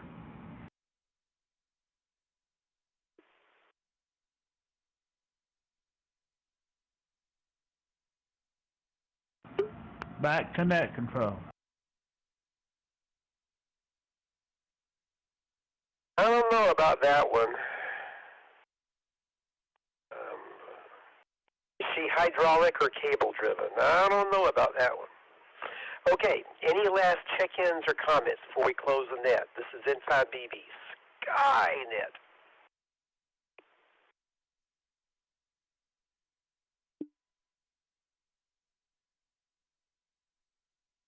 Tonight we had 29 check-ins. I want to thank everybody for participating. I hope you'll join us here next week and every Saturday night at 9 p.m. for Skynet to discuss astronomy, space, and space exploration. On this net, the sky is never lit. We're always looking for net control stations. If you're interested, reach one of us net controls. Send email to nets, N-E-T-S, at w5sc.org. You can follow things about this net on Facebook and Twitter. Look for w5sc.org, and you'll find lots of more things, video archives, and all kinds of things.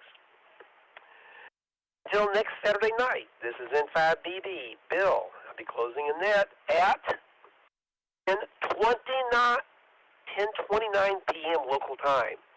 See, I made it early. Returning repeater to abnormal emitter use because Afterglow is coming up. Tom, tell us about Afterglow, N5BB. Good night. I'm completely operational and all my circuits are functioning perfectly. Afterglow Movie Net. All right, thank you, Bill. And this is KE5ICX. We're going to take a little break. We'll be back in 5 minutes, and then we will be discussing the fine Roger Corman film from, 1954? Monster from the Ocean Floor. Come back in 5. This is KE5ICX.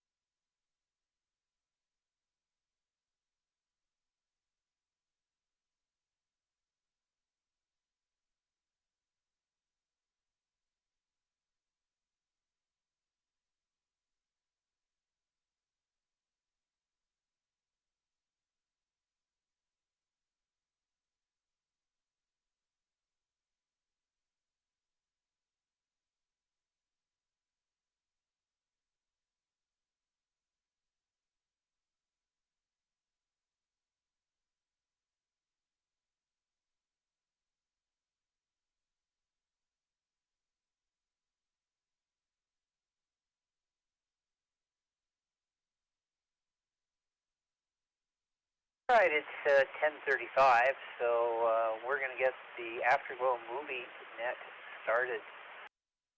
Just about everybody here probably knows what the Afterglow Movie Net is, but if you don't, I will tell you now.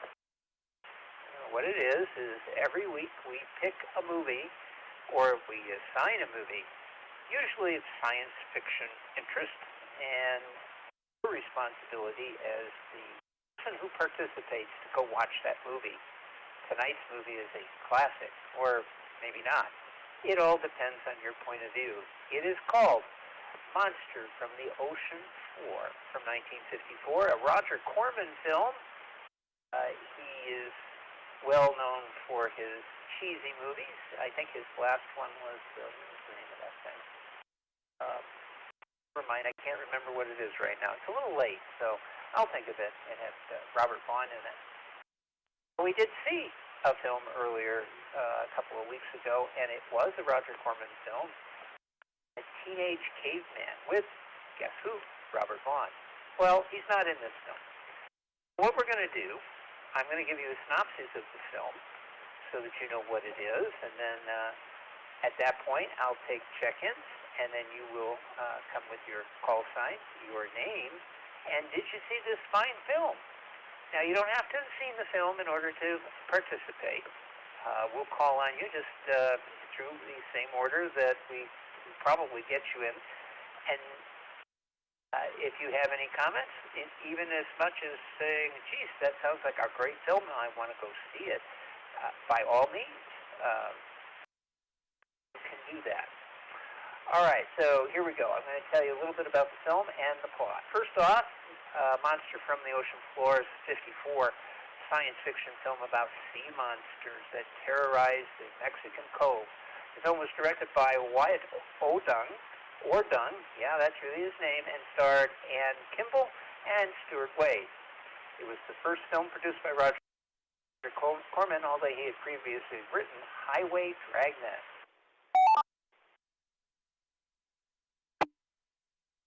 It goes, Julie Blair, played by Ann Kimball, is an American artist vacationing on a seaside village in Mexico. She hears stories about a man-eating creature dwelling on the cove. She meets Dr. Baldwin, played by Dick Pinner, a marine biologist doing research in the area, and they fall for one another. She further investigates the stories of the sea monster killing people along with unexpected disappearances in the area. Julie thinks there may be some substance to these rumors, but Baldwin does not. The mysterious death of a diver inspires Julie to investigate, but Baldwin remains very skeptical. She sees a giant amoeba rising from the ocean. Thinking fast, she is able to get a tissue sample from the monster. Confronted with the evidence and now admitting the creature does in fact exist, Baldwin uses the submarine to attack the monster.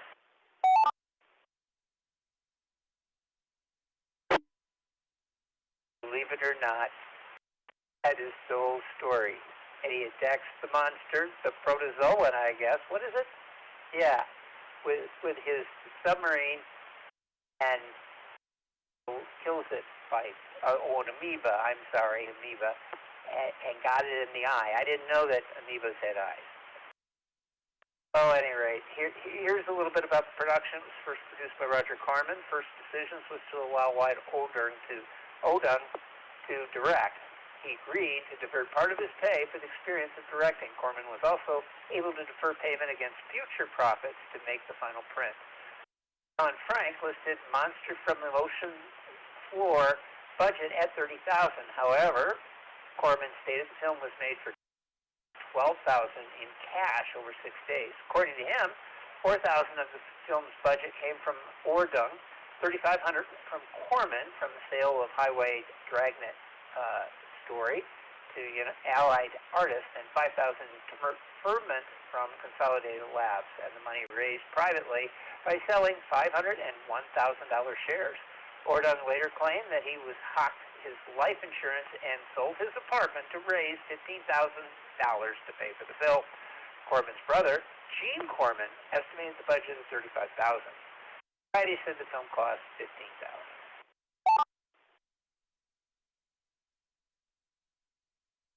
Roger Corman had seen an article on a new electric-powered one-man submarine and was able to use it in the picture for free in exchange for the publicity and on-screen credit. It says submarine built by Aerojet General. I think they build rockets. This is the first appearance of Hayes, let's see, whoever that is, in the Corman film. He was become a regular in those films.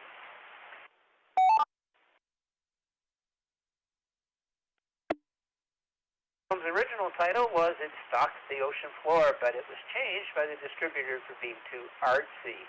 In an interview with Starlog magazine, it was noted that the experience of making this movie hooked Corman on filmmaking as a career. It also established a professional relationship between Corman, James Nicholson, and Samuel Z. Arkoff, and would lead to the creation of American International Production. And if you watched tonight's Svengoolie during the net, that was an American International film, so it became kind of a big thing.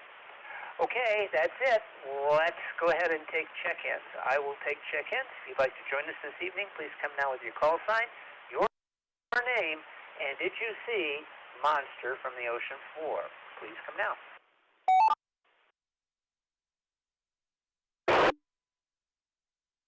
November 5, Bravo, Bravo. Bill. Yeah, I saw it. Kilo 0 Foxtrot Echo Romeo, Chris, and yes, I saw it. Kilo Golf 5 Bravo Zulu Whiskey, Jay in Weatherford, yes, I saw it.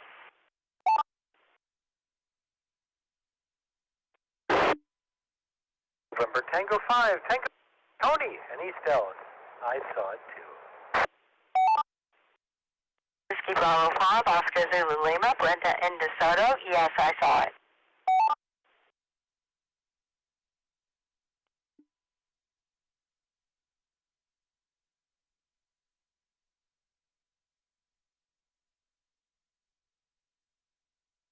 Right, the usual suspects have checked in over air. I've got N5BB, Bill and Irving. Yep, he saw it. T0FER, Chris, he saw it.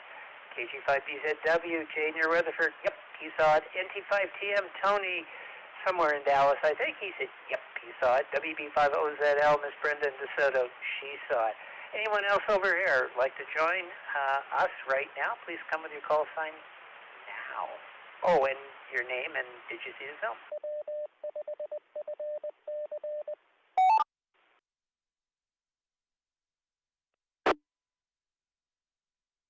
Kilo Bravo 9, Sierra Oscar Kilo, Sean in Fort Worth. Yes, I did see the film.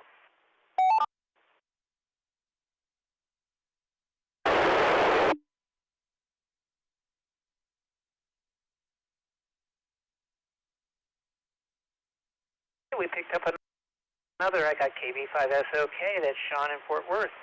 I will now go to Echolink. I see some people on there. There might be somebody who would like to check in. I see two people potentially who might want to check in, so I'll give you a chance to do that. If you're on Echolink, please come now with your call sign, your name, and did you see Monster from the Ocean Floor?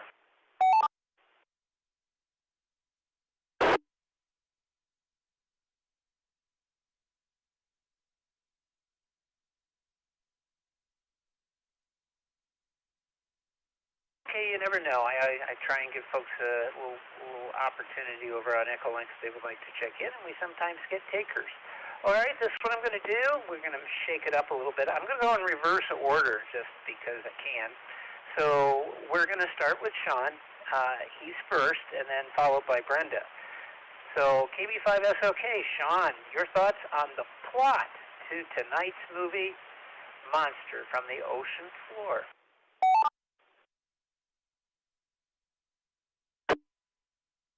This is KB9SOK.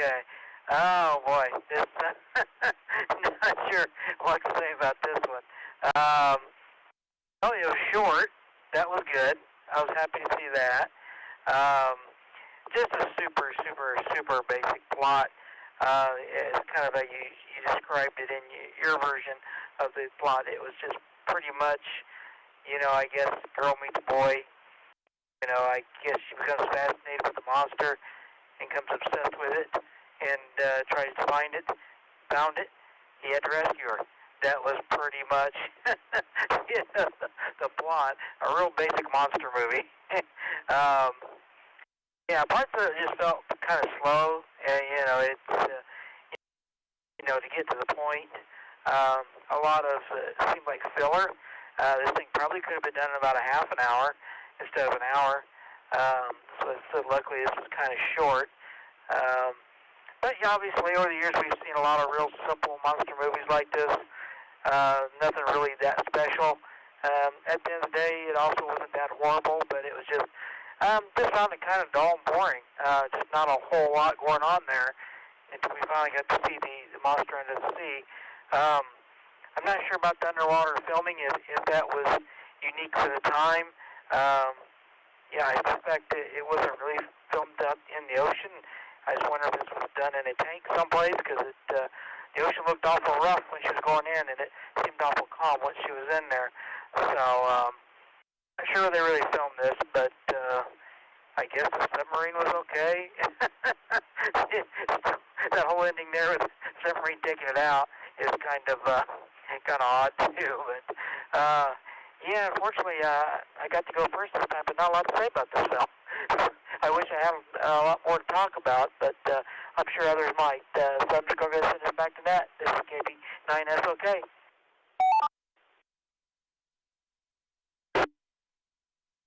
All right, Sean, thank you. Well, the thing about this net is that sometimes the movie is so bad that there's plenty of things to discuss about it. I'm not sure this one rises to that occasion where we have a lot to talk about, but we'll find out. Okay, next is Brenda, WB50ZL. We're going in reverse order, and then after her is Tony, NT5TM. So let's go to her. She told me to tell you all, because she said this, she did not pick this movie. That's what she told me to tell you. So, Brenda, WB50ZL, what did you think about your movie? This is WB50ZL. Tell me you are a piece of work. Did not pick this movie. I've never picked a movie except one, The Creeping Terror, and that was years ago, and I learned my lesson, and I don't pick movies anymore. Anyway, the plot. Well, it was easy to understand. I'll have a positive note. It was so simple-minded. A lot of movies I have trouble figuring out what's going on and who's who and everything, but this was pretty straightforward. Also, one fascinating thing about the plot is figuring out what this stupid woman is going to do next.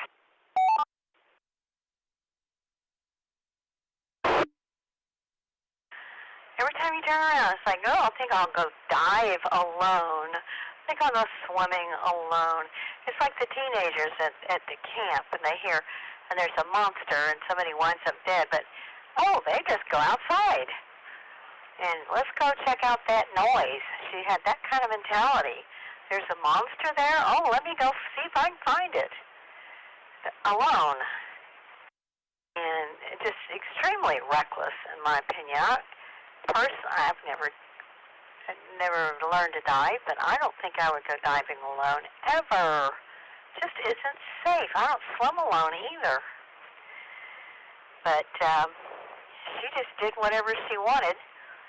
And, pretty bold for just an artist on vacation. But I guess it helped move the story along. A lot of the 50s culture comes through. Her love interest wanted her to be a good little girl and not do anything reckless. So, very typical. I'm surprised she didn't make coffee and sandwiches like they usually do in these old movies. Oh, what else about the plot? The poster shows this monster to look an awful lot like an octopus. And it had tentacles and everything. And of course, it is, she's lying on the beach in a swimsuit, and he's grappling her with his tentacles. As monsters are always carrying the pretty girls away. But I'm not quite sure about the one eye. pretty creepy, but when they showed it down underwater, it was really vague. You couldn't hardly tell what it was, which is an obvious trick for filmmakers when they don't have a budget to do real effects. Well, gee, I've always been a big fan of Roger Corman. I can see where he got his start. And this is the movie that started him, and this is when he decided, I'm going to make movies for a living. I guess because he had so much fun doing this one. All right, back to net, WB50ZL.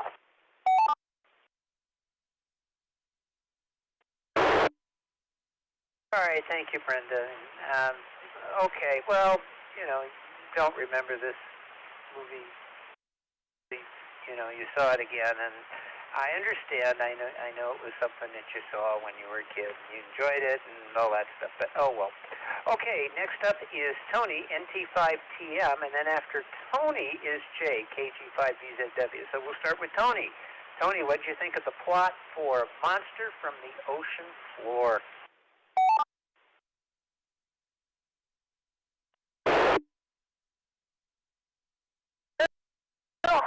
Sadly, it was too slow. No, I was really glad that when I first started this movie, I saw it was an hour and 3 minutes long. So often, bad movies have a common flaw. Take too much time to watch. This movie, at least, did not take much time. I was able to watch it while doing some other chores.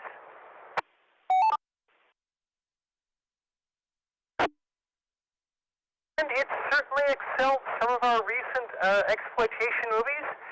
The protagonist was not only female, but she wore a bathing costume much of the time, so at least it paid off in that department. Yep, she was walking around wearing a swimsuit and screaming. If you're into screaming, this is a good choice. Yeah, watch this movie. Lots of screaming.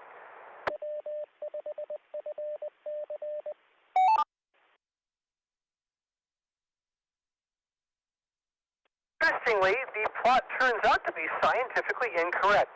The largest amoeba known is over 10 acres in size. Now, it's very thin, being only a single cell with many nuclei, but really, amoebas can get very big. A 10-acre amoeba is not just a good band name, it's a thing that really happens. Sadly, they don't have giant eyeballs. I just wanted to send this plot to an ophthalmologist. That eyeball kept looking at me, and I kept wondering, does it need new glasses? It doesn't seem to be very focused.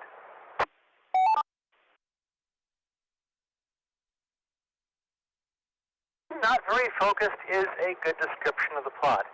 Our female protagonist keeps trying to do something to find out the source of the monster that keeps making her scream, but the plot is advanced largely by digressions and strange omissions.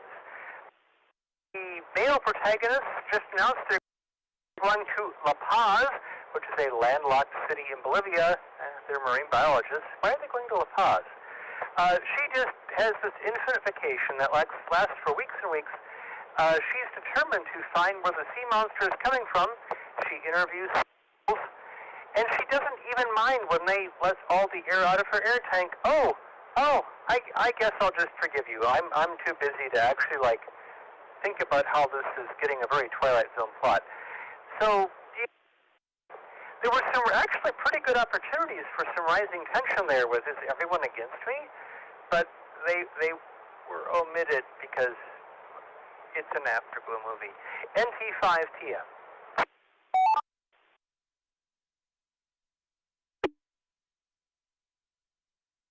All right, thank you, Tony, and wonderful.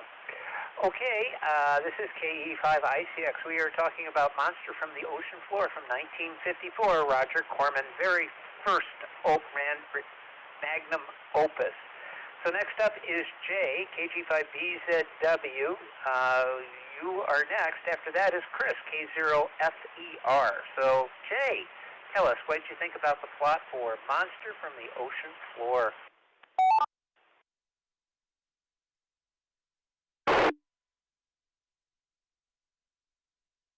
This is Kilo Golf 5. Bravo Zulu Whiskey, yeah. This was hard to watch.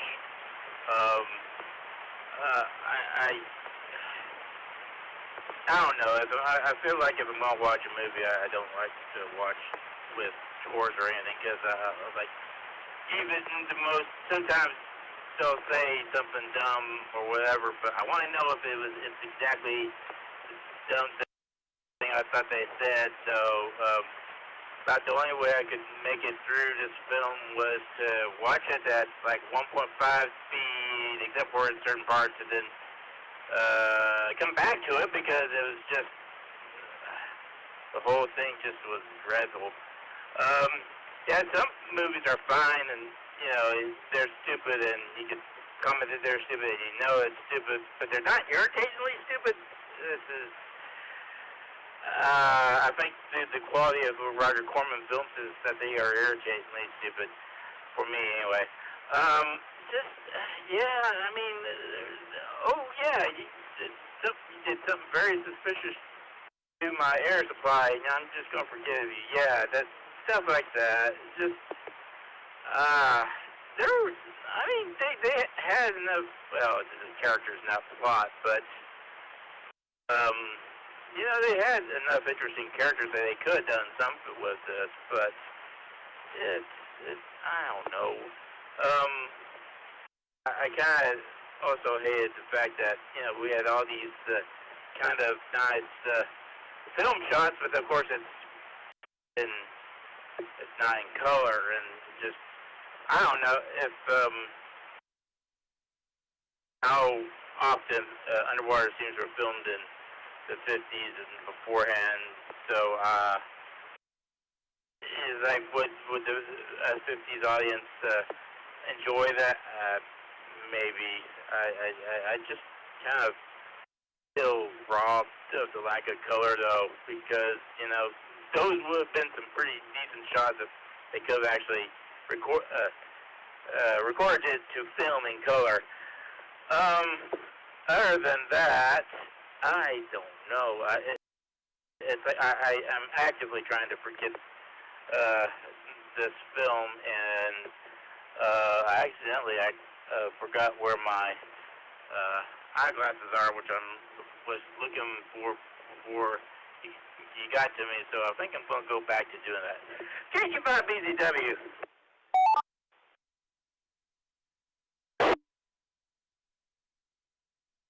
Thank you, Jay. Some of the most animated discussions I've ever heard from you. You are really on top of this one, and you love to hate it, so that's fine.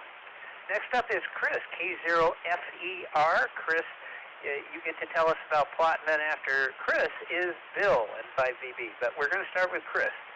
So, Chris, what did you think about the plot for Monster from the Ocean Floor?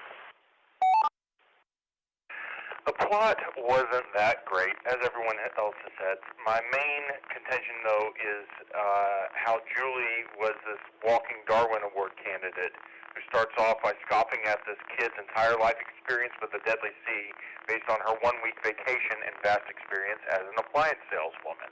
The movie starts off like that, and I think it kind of sets things up, because, she's, am I out of touch? No, it's the children who are wrong. The ignorant savage contemplating sacrificing the fair one thing towards the end was really shoehorned in. That kind of got my goat. Dr. Baldwin, kind of as this Wish.com, Popeye the Sailor guy, Pike, was, it is what it was. I did enjoy, however, seeing an old Draeger twin hose set up for the scuba thing. That's how things were done back then. Kind of cool to see how that was actually used. I've only seen those in museums. That's all I got. K0FER.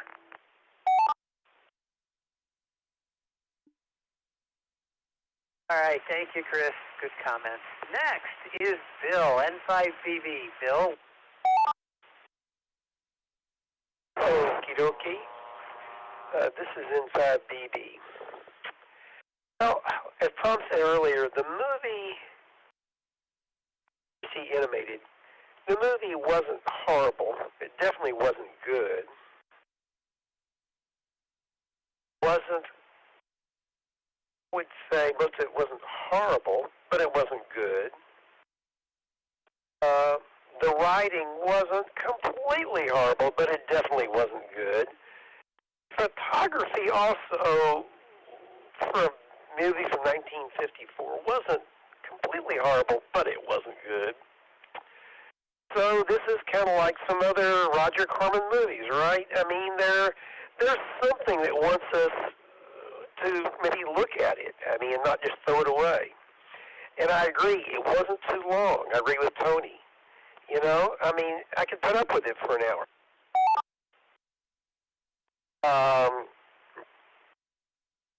Like the other movie we saw recently from him, it's like the moment they try to put monsters in it, it's like, oh, why did you do that? Why did you do that? Why couldn't you make some other story rather than having to put the monsters? Why couldn't it be about sharks, real monsters, which we had? We saw the sharks. Why couldn't it be about real octopuses? Why couldn't it be about real animals? Why did they have to throw the one-eyed bug, amoeba bug in there? That's where they went bad. And that's where it became a supposedly kind of science fiction-y, definite B movie. Well, of course, basically, this is your love story. And this is the two main characters who looked great in swimsuits out on the beach, and they showed them out there all the time.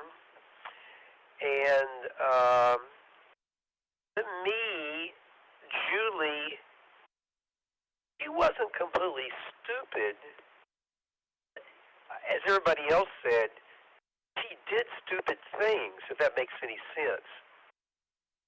It looks like she should have been smart enough to know not to do some of the stupid things that she did. But she came across as not a complete... She was capable of things. This is in 5BB. She was capable of, doing quite a few things she shouldn't have done. She was physically capable, and she looked pretty good doing it. She was, pretty competent doing most of those things. She shouldn't have been doing them always. I noticed that that's probably characterization. I'll leave that for later. What else about it? I didn't like the monster. Stupid. They should have just left it out. It would have been really better to just act like it was there without showing it, which they nearly did, but they finally figured they had to include the one-eyed monster. I think I'll leave the rest to characterization. That's all I got for now in 5BB.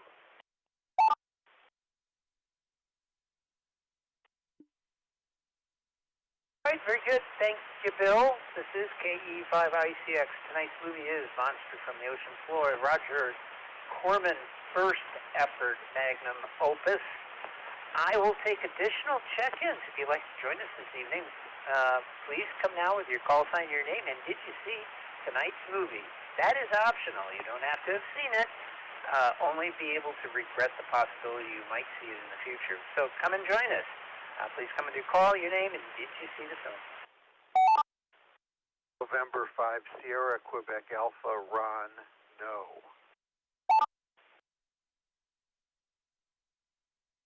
W5 BLT. 5 bacon, lettuce, tomato, Bill. I'm done watching it.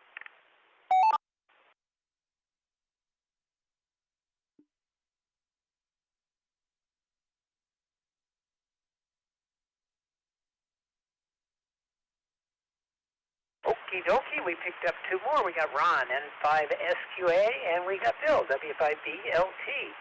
So Ron emphatically said no, he did not see the film. But Ron, do you have anything you'd like to say about any movie made in 1954, or Roger Corman as a fine movie producer or anything else you'd like to bring. It doesn't matter. It can be random.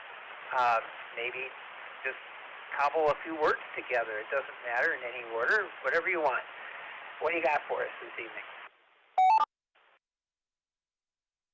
Well, my dog has fleas. So does Louise. Give her a squeeze. FSQA.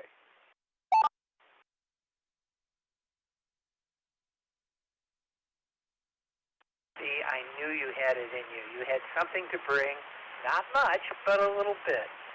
And it was very pleasing. Okay, next up is Bill, W5BLT. Bill did see this movie. He just got in under the wire. So you slid into home plate, Bill. What did you think of the plot for tonight's movie, Monster from the Ocean Floor? No, I don't know anybody's opinion really. I may be the only one on here that liked this movie. I'm just a sucker for these old movies. I don't know why.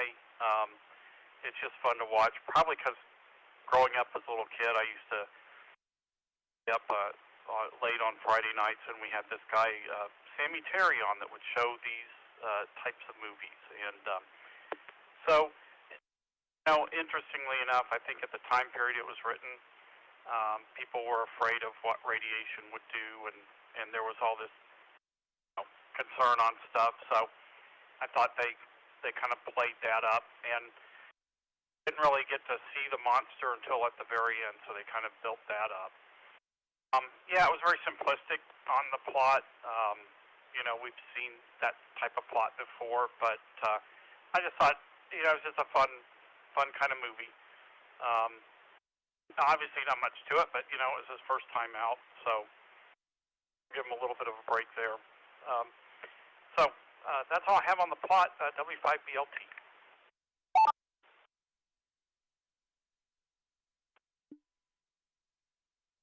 All right, very good. Thank you, Bill. And we'll be back to you with characterization a little later. I'll make my comments. They're relatively short. I agree with everyone else. There isn't much to say about the plot. It was a very simple plot. I think it was kind of one of those exploitation films. One of the things that really surprised me is Julie was running around in that white thing that she was wearing, and it never got dirty the entire time. It was just it. Now, one of the things that I thought was funny, the first time I saw it when they did the establishing shot, I remember MST3K when they were talking about teenage caveman, and I think one of the guys on there said, "Oh, good, it's a Roger Corman film. We're going to be spending a lot of time in this one set," which was the caveman's cave thing there on the outside. And indeed, that was the entire movie. And that's exactly what we saw here. There was very little we got to see outside of that beach area over and over and over again. And considering the fact that you got to film the whole thing, in just a few days, you don't want to move your cameras or lights around, so you just do one scene after another, after another, after another. And that's exactly what you got. So I guess that's under the technical end of the thing. I will say that overall the music was okay. Oh, I can't talk about that either. Not music. The audio seemed to hold up okay, except for the crashing audio on the shores, the water cresting on the shores. It kind of went on forever, but at least the audio was okay. The other thing too is, let's see. That's a characterization. No, it was a terrible movie. Terrible movie. And I've never seen an amoeba with an eyeball. Now, I didn't know that they got really big, like Tony mentioned, but I do remember the Star Trek episode where it had a giant amoeba. It ate a Vulcan starship. Starship with a bunch of Vulcans on it. It had an Earth name, but I don't know. At any rate, we didn't know much about Star Trek back then, and neither did the people making it. But a giant amoeba, why not? They had a picture, they had a slide, they just put it in space. So I don't think there's too much of a stretch to say that we can have an amoeba that looks like a tentacle to, what, an octopus or whatever. And by the way, Roger Corman did some movies that had that too. I think it wasn't Sharknado, it was something else he did. But I think it inspired Sharknado. And the movie I was trying to remember was Battle Beyond the Stars, for whatever reason I couldn't, which we've also reviewed here, which is really the Magnificent Seven in space, also with Robert Vaughn. Okay, well, that's all I'm going to say about the plot at this point, because there really isn't anything to discuss about the plot. Well, we did okay, I guess. All right, the next section is, of course, the characterization, where we get to talk about the fine work of Ann Kimball, Stuart Wade, Dick Pinner, and David Garcia as the guy with the severing the air tank. So we'll start at where we began at the bottom of the list, which is the top of the list tonight, with Sean, KB5SOK. Sean, your thoughts on characterization, followed by Brenda. Please go ahead.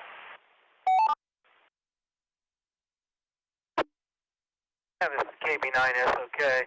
Well, the characterization is a lot like the film. It was very simple. Very like the plot. Not a whole lot to it. Obviously, the star of it was obviously the young lady, the artist, and obviously, as everybody said, she seemed like she might have been halfway intelligent person, but then she did a lot of stupid things. You know, within 30 seconds of the film, some guy walks onto the beach and invites her to a boat out of the middle of nowhere, and she went. So, all right, there it tells you she doesn't exactly have the best judgment. And as is awesome to say, yeah, you don't dive alone, especially along, you know, the shore coral and all that, because that's just dangerous. And obviously she acted like she was an experienced diver, so she would have known that. So yeah, she just didn't really seem like she was making very good decisions. And to be quite honest, it didn't really seem like she had any real character growth or anything like that, just very plain. Very stereotypical, you know. Once again, we had the guy that had to save her in the end, like always, like they used to do back in those days. You know, the girls couldn't save themselves. You know, somebody had to help her. You know, even though she acted like she was independent through most of it, but at the end, they had to come in and help her. You know, the guy maybe with the most depth might have been the guy that was trying to kill her. You know, he at least actually tried to show some emotion. You know, there when they were on the boat when he was cutting her or was going to stab her, I guess, and push her over. He at least attempted to try some kind of range in acting, which is, once again, goes back to her, which makes no sense that, you know, she instantly forgave him. You know, I was like, really? Would anybody forgive somebody that easy when they just tried to kill him multiple times? And then at the end, she instantly forgave her boyfriend for not believing in her. You know, it's like, oh, it's okay. You know, so very simple characters. You know, the scientist was, you know, I guess in the end, you could say that he came around, but, yeah, just stereotypical. And then we had the captain of the boat with the pipe, once again, stereotypical. You know, just very simple, flat characters for a simple plot, so maybe it makes sense since it was such a simple plot. There really wasn't any place. I don't think that the acting was necessarily bad. I think they did what they could with what they had there, which wasn't a whole heck of a lot.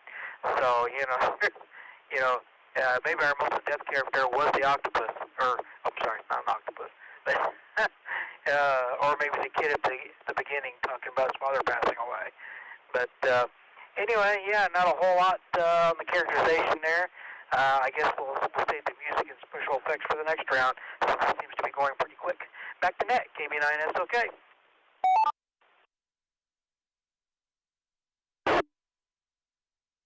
All right, thank you, Sean, and you actually kind of pulled out more than I expected from the film.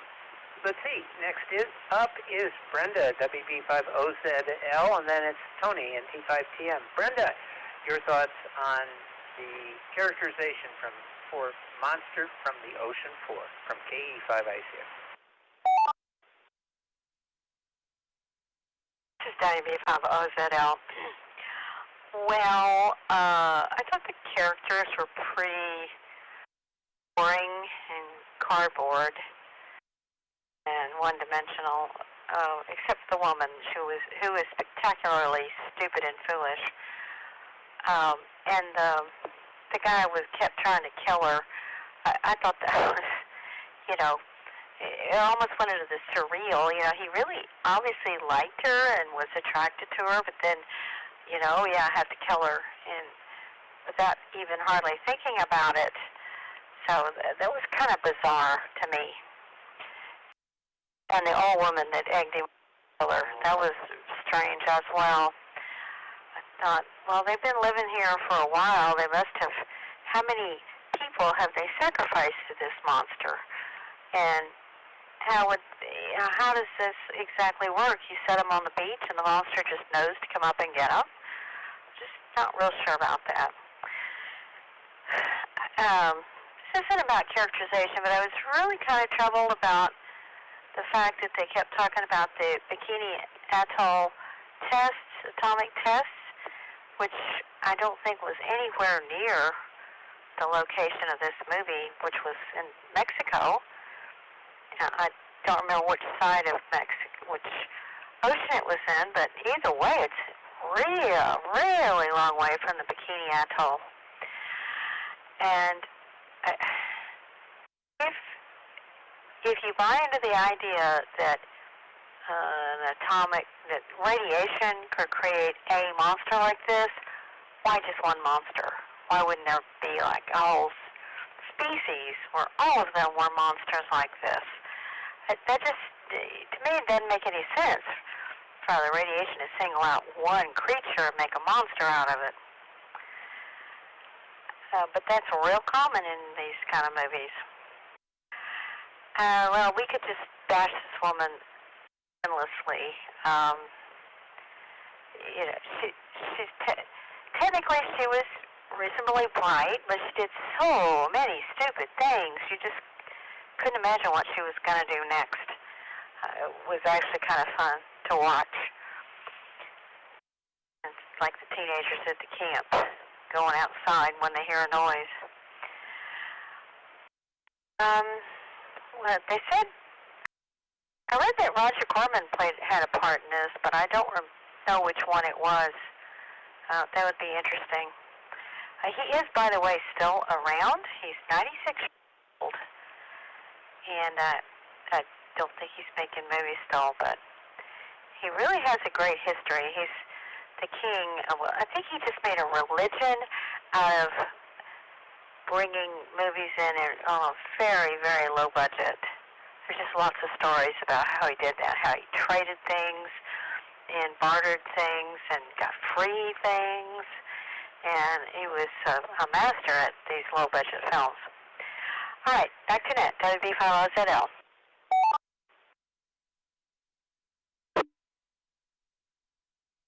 All right, thank you, Brenda. And yes, well, there were a couple of things. You said that you know, why was the monster, you know, the amoeba, why Mexico? Well, it's obvious, Brenda. The monster, the amoeba, was on vacation and had decided to visit. That's what happened. And radiation making, you know, monsters, well, it'll do that. Next up is Tony, NT5TM. Tony, your comments on characterization for Monster from the Ocean Floor from 1954.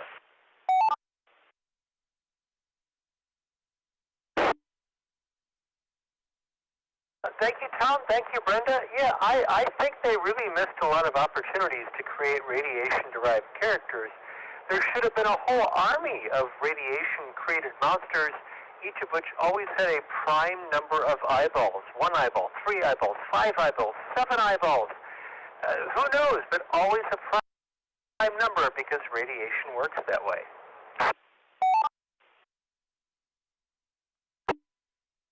I really think the plot, as shallow as it was, just dragged the characters right along.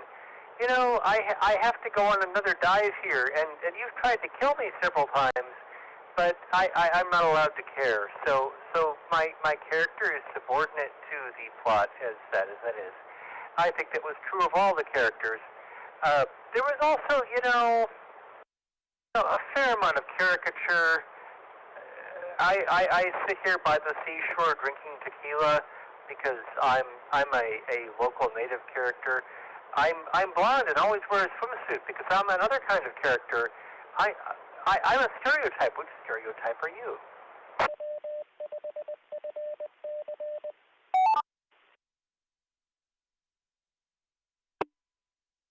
There was also a missing character. We kept getting these wonderful musical bits whenever she went underwater and seeing lots of seaweed. Someone else alluded to this. It's so sad this movie was in black and white because they really wanted the underwater landscapes to be a character and to be idyllic and to get our attention and to take our minds away from all the other bad things in the plot. But that didn't work because they were blurry in black and white. So there was this missing character that we were all supposed to enjoy, but did not, because the real world was in color, and this movie was not. NT5TM.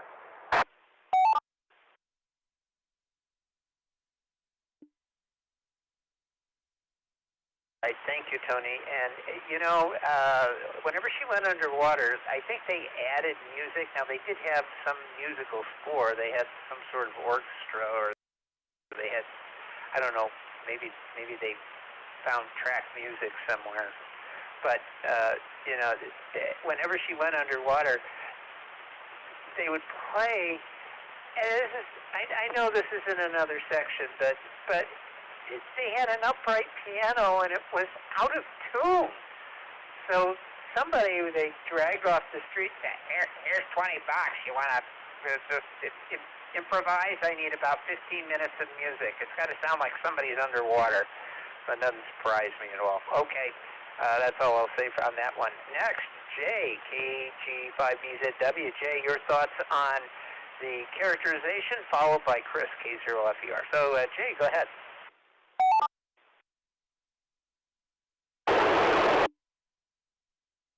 This is KG5BZW. Before I get into that, I wanted to briefly, I forgot to mention this because I was actually looking for my glasses. The whole plot about a large monster coming from the deep, possibly from a nuclear explosion and whatnot. There's a famous film from 1954 also that year. I don't know I'm pretty sure Roger probably would have just gotten word of it and say, oh, okay, we'll use these plot elements and blah, blah, blah. You may have heard the movie Godzilla, the original or Gojira, as it is originally in Japanese. That. Anyway, and also I had to look up when Cal5K Kilo Echo 5 India Charlie X-ray said Roger Corman's still doing it. I had to look it up and say, oh my gosh, he's got stuff in pre-production. Wow. Okay, I got as much as I have disliked his films, I gotta admire. There's something somewhat admirable about that. There's work ethic, I guess. If that maybe. Okay, let me set.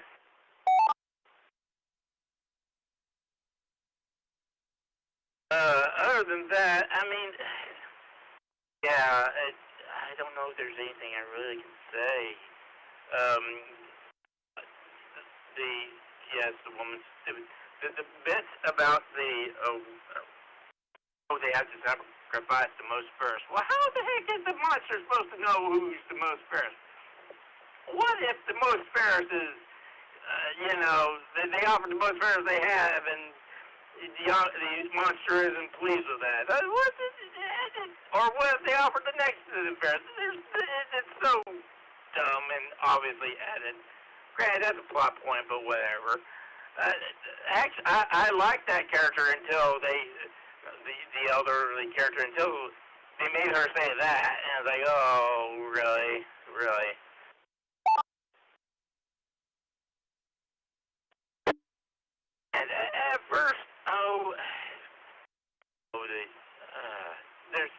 much more I could say. It's not really about plot or anything. In fact, I almost hesitate to talk about some things, but I don't know. In the end, I didn't think that they actually, from the very first lines, I thought they were going to treat the Mexicans, I guess, very, very poorly, and they actually, I thought they were actually decent characters. Those were the most interesting characters. That the scientist was kind of too much. I mean, it's like some people actually follow the stereotypes to a T, but those characters, I couldn't predict where they were going to go, so I kind of actually enjoyed that.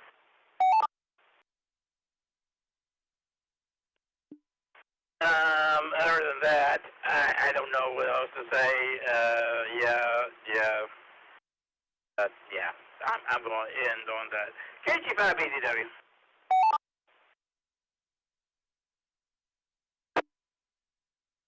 Okay, Jay, thanks. Next is Chris, K0FER, and then he'll be followed by Bill. So, Chris, K0FER, what did you think of characterization? I don't have a whole lot to add that hasn't already been said, so I'm going to criticize their diving practices. As Brenda had mentioned, you don't dive alone. The buddy system is kind of a core tenet of recreational diving. It also surprises me that she didn't test her air while she was still on the boat. That seems to be a common sense kind of thing. I also was wondering who was refilling all these bottles there. The guy, the marine biologist, I forget his name, I also don't get why he lends her his scuba equipment. The person that he presumably cares about to go dive alone, knowing how dangerous that would be as a marine biologist. Her swimming technique was bad.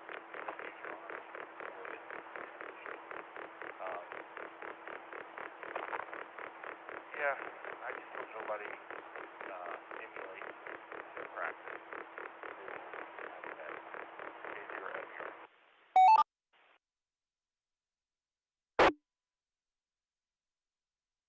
Okay, thank you, Chris. Next up, Bill, N5BB. Your thoughts on characterization? Tom, this is N5BB. Well, I was bothered by I guess, the native, or I couldn't tell if they were indigenous or the Mexican characters. The old crone woman that said, oh, it's our old religion, she actually used the phrase, fairest must be sacrificed. The fairest must be sacrificed. Oh boy. Talk about some baggage in that statement. And then the kid, the young guy, he somehow was convinced, but then not convinced, and then convinced. He was drawn back and forth in a way which didn't seem to me to be very convincing. He didn't go one way or the other. He kind of cycled back and forth in a way I didn't understand. And then Julie seemed to trust him, even though after he tried to kill her. I don't understand that at all. I don't know. A lot about that I just don't understand. The plot. Other characters. The scientist guys seem to all have deep, made-for-radio voices. Did you notice? It's nearly like they specially tuned the audio equipment when they were talking. They were very resonant. So they mic'd them specially or filtered their voices. I don't know. To me, they sound naturally resonant, bassy kind of things, which I don't know. That I didn't like it. Didn't seem like they seemed like actors pulled from somewhere. They didn't seem like regular people to me. Let's see, what else did they have? We had sharks. They could have stopped with that without going to the one-eyed monster. We had bad underwater shots that they just threw in to take up time in the movie. There were just a whole bunch in the movie with underwater, with seaweed and things, and just taking up time in the movie. He was swimming, he was in the vehicle. Who cares? There wasn't anything that happened. They were just, could have cut that back, but the movie would have been super short if they hadn't put those scenes in there, so that's why they threw it in there. I just wish there had been some other, I mean, now I'm talking about characterization. I wish they developed the characters more. What do we know about her? She was a graphics artist for appliances. She was on vacation. And we know nothing else, no backstory. What do we know about Steve? He's a biologist that came down there to that area. That's all we know.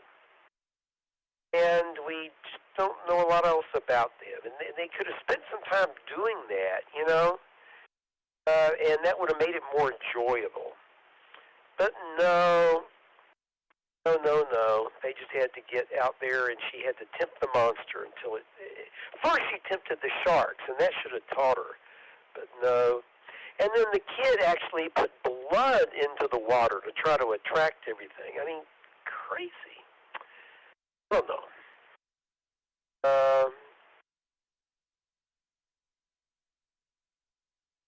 As far as the acting and the photography and things, it wasn't completely horrible. And the acting was moderately believable. The people weren't just, stiff and everything. They seemed reasonably like real people. But I don't know. One of those movies we've talked about that we want to like, but there's just too much stupid stuff in it to like it. Inside BB.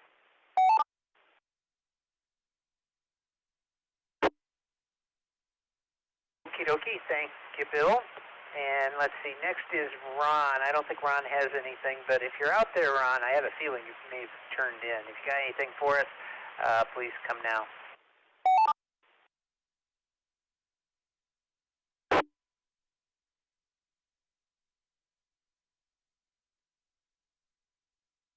He's got it early set. Next up is W5DLT. Bill, your thoughts on characterization? Okay, again, I'm probably the only one that just kind of enjoyed this just from a historical standpoint. I was a history major in college, computer minor. What my career did, I'd flip-flop those. I just like watching it for the historical standpoint. The characters are very shallow.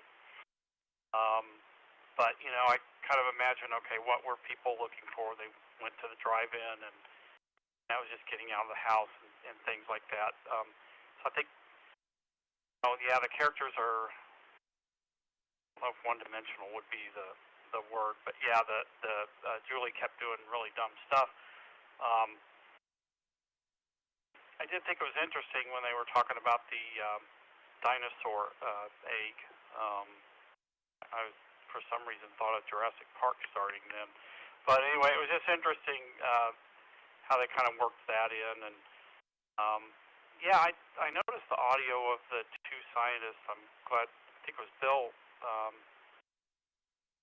that brought that up. I noticed their voices seemed out of place with the rest of the audio. It was interesting because they're trying to make them more dramatic or official sounding or something. And seemed a little bit stereotyping on the Hispanic characters. And so it was just kind of an interesting in that regard. But yeah, the characters were pretty shallow, but I think it was just kind of a real simplistic movie watch at a drive-in or something, and it's kind of a filler. 35 BLT.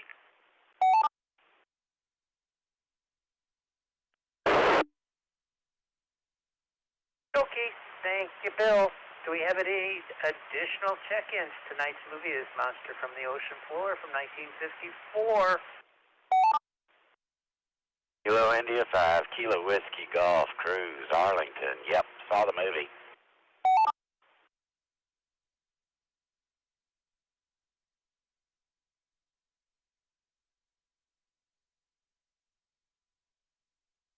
Right. Well, I wondered where you were tonight. KI5KWG Cruise.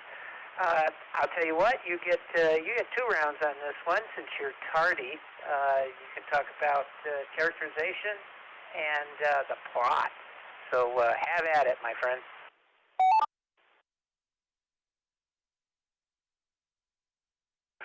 KI5KWG. Been here all night. I just thought I was doubling every time I tried to check in. Realized I had the B-band set, so I was going out on simplex. Anyway, okay, plots real quick. If you saw the movie poster, that was the plot.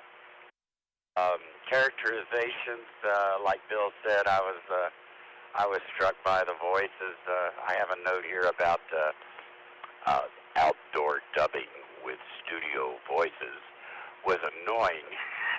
It was kind of ridiculous. It was so obviously studio done and dubbed in. The girl fainting is just a bizarre thing, and I guess that was just some weird movie thing they did in the 50s. And that's all I've got on characterizations. 2 fun ones, I think, on the 3rd round, but I'll wait my turn. This is KI5KWG, back to net.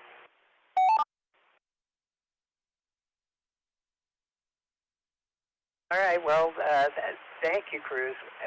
I have a videographer, a video guy in the office, and he does all of the sort of the Roger Corman stuff. He goes in and he makes sure all the video's done. But he goes into his radio voice, which is absolutely hilarious. And we've done some gag films along the way, and he's very good at that. So you gotta have somebody with a radio voice. It's very, very important. Otherwise, you don't have the gravitas. You don't have this special sit up and pay attention part of it. That's requirement. Even though the amoeba looks ridiculously stupid, and the characters act in ridiculously dumb ways, which we've done. But yes, I agree with Bill that this is a historical thing, that it's something that we can look back upon and say, boy, I'm glad I don't live in the 1950s.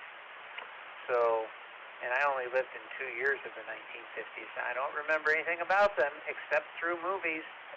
So there you have it. Okay, well, let's see here. It's 11:38, so we got time. I will go through the 3rd round, which is simply you can talk about characters, not characterization, but you can talk, well, you can if you want. Talk about special effects, and boy, we have them in this film. Well, we had effects, maybe not so special. You can talk about music. You can talk about anything you had not spoken of before, because we got the time. So I'm going to start with Sean, KB5SOK. Sean, your thoughts, final thoughts on Monster from the Ocean Floor. Yeah, this is KB9SOK. Well, as everybody brought up, one of my notes, too, was on the audio and the dubbing during those couple of scenes with the scientist. It was just so out of place and so obvious that it was, it was just, it's like they didn't attempt to try to level the audio. And, that was funny. But also, too, I hadn't really considered that, as Tom brought up there about the music being out of key. I thought they were just, once again, during the editing, I thought they were overdriving the music, because even at the beginning of the film, the intro, it just seemed like they had the audio distorting, and I thought, well, maybe it was just a YouTube dub. But then once they started talking, it cleared up, so I was like, okay, it's not the YouTube dub, it's just, yeah, and every time they played the music, it just sounded overdriven. But maybe it was just badly tuned. I hadn't thought about that. But either way, it really took away from it. I mean, they played the music and stuff at the right time, but it was just badly done. So it was kind of disappointing. Cause I think it would have fit had it not just been done so poorly. Yeah, special effects, there's really nothing to talk about there. I guess, they used a real boat. They're on a real beach. Yeah, the monster was obviously not real. And the shark scene didn't look right at all either. I mean, they tried to act like it was a big old shark, but every time they showed it close to her, it looked like it was a baby shark when she was trying to stab it with her knife. So that wasn't done very well either. So yeah, they definitely missed on the special effects. But I realized, from what little it sounded like it took to make this film, even back then, that was nothing. So yeah, I guess once again a nod to him for always coming in under budget, but the movie definitely suffered because of that. They could have, it's not like they had the money, they could have maybe done a little better job in that area. It is what it is. Yeah, and I guess in some ways I get the fondness of these old films. I remember back in the 70s also staying up on Friday nights and watching the B movies. And I really enjoyed them back then, but as we've watched a few of them that I hadn't seen since the 70s, I realized just how bad they are. I knew they were bad then, but it was kind of entertaining, but now I realize they are really bad. So yeah, it's, I guess I can see that point. It is sometimes to go back and fun to watch old movies. Yeah, one of these days maybe we need to do a side net about movie tropes. Why does every film in the 50s and 60s the women faint? I don't know. I didn't understand that here on that beach scene. It made no sense to me. Because she didn't hit her head. She just tripped. So yeah, really weird. Anyway, enjoyable as always. Always fun hearing everybody. Looking forward to the next one. Back to net. KB9SOK.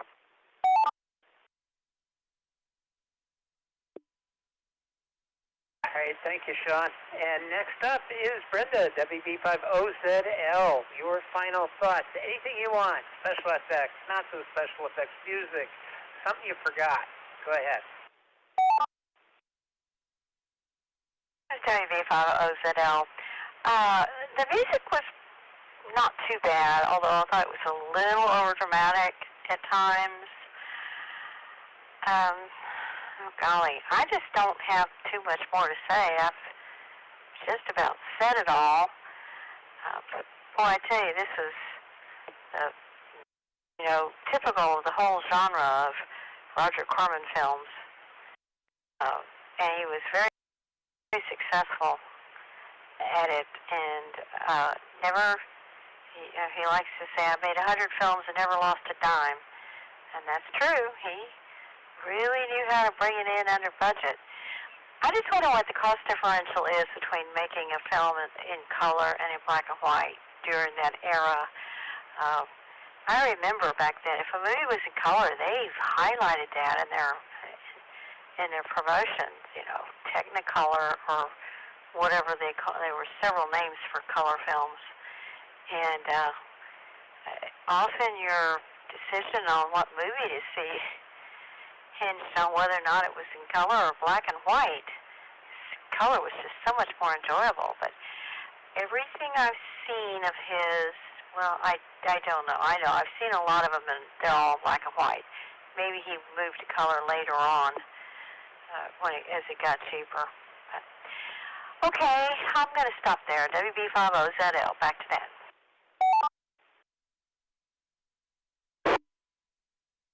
Okie, thank you, Brenda. And I think it was Roger Corman, I'm going by memory, but I think he taught like a master class or something, and he mentioned one of the most important things you have to do when you make a movie is you have to be able to buy film, and you got to have enough of it to make the movie. And what typically happens, this movie was probably an example of that, you run out of things to do and you run out of film. And so you just end the movie quickly. So that has something to do with it. The other part is, yes, color film is very expensive in comparison to black and white. Although a lot of directors later on would choose black and white over color film, even though, particularly dramas, and of course, music also always got color. That was kind of the standard back then. And then there's some movies where they were both in black and white and color. You know, Wizard of Oz, for example. There's another I'm trying to think of. I can't remember it. I'll think of it in a bit. I'm a little tired tonight. But at any rate, we'll leave it at that. Tony, NT5TM, your final thoughts. Anything you want to talk about? Technical, something you forgot. Go ahead.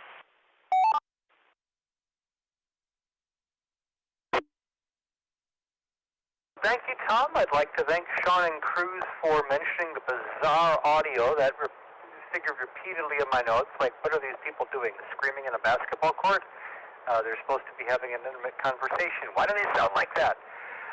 Certainly, there are some brilliant movies filmed in black and white.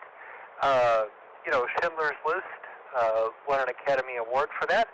I've just been rewatching Nosferatu. Yes, the original one from the 20s. You know, you can make a really good movie in black and white. It's just that Roger Corman doesn't know how.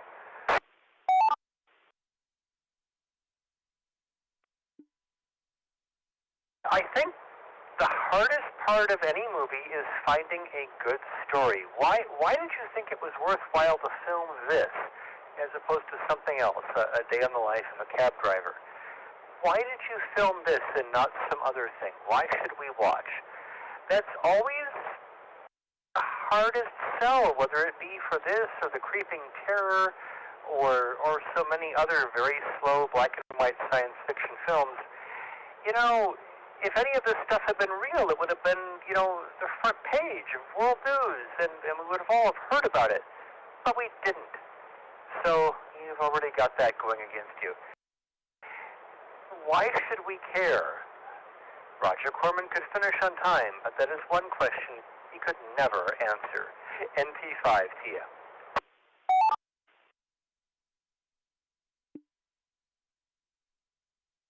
So critical of the master of disaster. I mean, really, he is. I think he's supplanted Irwin Allen on that one. Okay, next up is Jay. Jay, your final comments on this fine film. KG5BZW from KE5I6.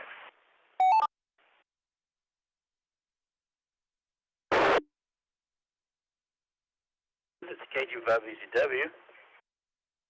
And actually, your signal was coming in so strong, I can't even, it's stronger than my signal meter can even measure. It's that strong. Granted, I've got the RF amplifier on. It may not be that strong if I turned it off, but I just wanted to say that.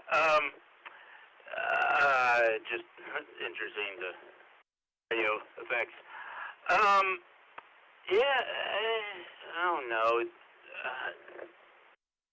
One thing I think I really wanted to talk about was the submarine, but I don't really know enough about the submarine, about craft. It didn't really make that much sense, but they had to have had something. They must have built something. It was really kind of odd. It clearly seemed to have like air propellers instead of water whatever what they're called in the water, but it's kind of interesting. I mean, the counter rotation, which and the spacing in between those was kind of weird too. I really didn't see it being that efficient, but at the same time, it kind of worked. I don't think that was a model, or was it? I don't know. Maybe that was a model, because they had to crash into the bloody eye of that thing. So I I don't know if that was Mala and all. I guess it actually fooled me a little bit, but it was just weird how the whole thing was supposedly made, and maybe that was the whole thing, is that it was a Mala, and because it's like, how is this thing even working? It doesn't make sense to me, and somehow they made at least a Mala or something work, so I guess I'll have to say they had that going for them.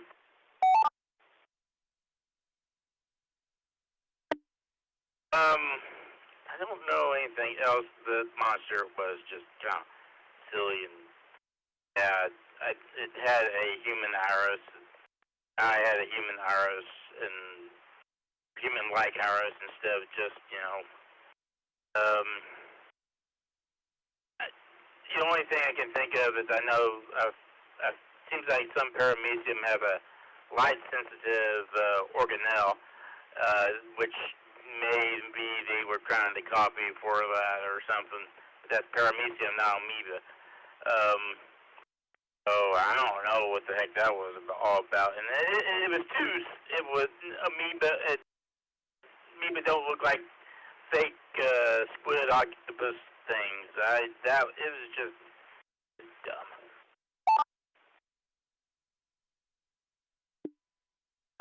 I was the one that said because some of the shots were actually kind of nice in the water if it would have been in color, but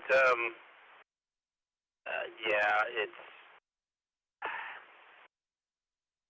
I'll give that. I suppose it did well with what they could with the budget they did. Have been a little bit better in some places because blurry and whatnot. But I mean the female, the woman getting tangled in the seaweed, or whatever, hiding in the seaweed didn't look all that bad. So I could see how this could have started the whole Roger Corman enterprise, even though the end result was just not really too good at all. I mean, I can imagine it'd be kind of fun to have done all the filming for that, and so the picture wasn't too bad, but it overall, whatever. And that's all I have to say. So to the next one. KQ5BDW, back to net.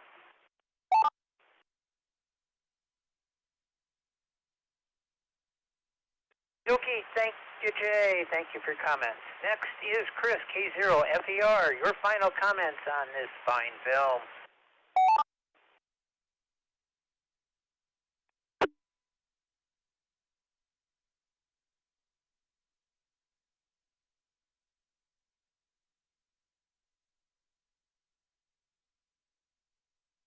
Oh, I think we may have lost Chris. Next is Bill, N5BB. Bill, your final comments. Go ahead. I don't think I have anything else to add. Not the very worst we've seen. Not completely horrible. Did watch it to the bitter end, although I kind of skipped over part of the monster stuff at the end because all the underwater stuff was so boring. But basic boy and girl get together story in 5BB.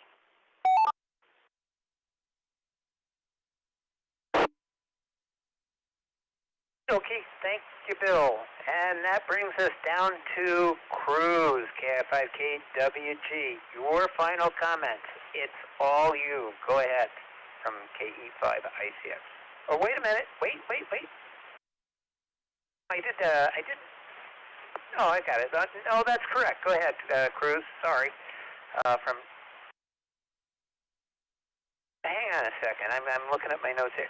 Bill, W5BLT, I think I missed you. Are you there? Or did I just call on you? I'm getting really tired. W5BLT, are you there? Yeah, that's fine. I'm here still, and Tom, I would have been okay if Cruz had gone first. I don't have a whole lot to add, although I'm going to go back and listen to this again. I don't recall hearing any seagulls in the ocean sounds while they were on the beach. Maybe I just missed it.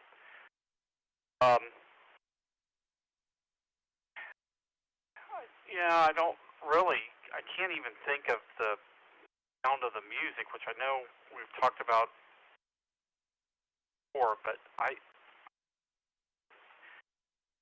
memorable did seem overdriven.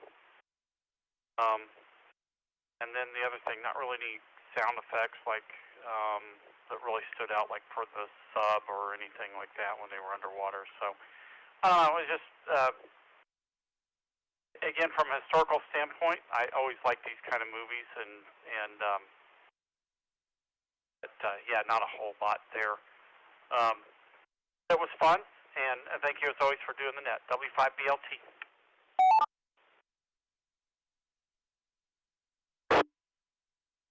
All right, very good. Thank you, Bill. And sorry I almost missed you there, but I'm glad I caught myself. So now we come down to the last, but certainly not least, KI5KWG. Cruz, your final comments on Monster from the Ocean Floor. KI5KWG. Are we not missing Ron? I was thinking Ron was next. Net?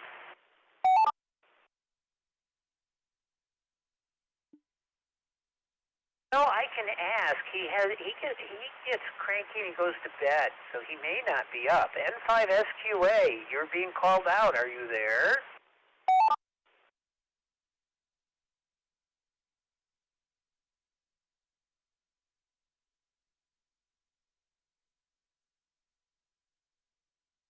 I told you.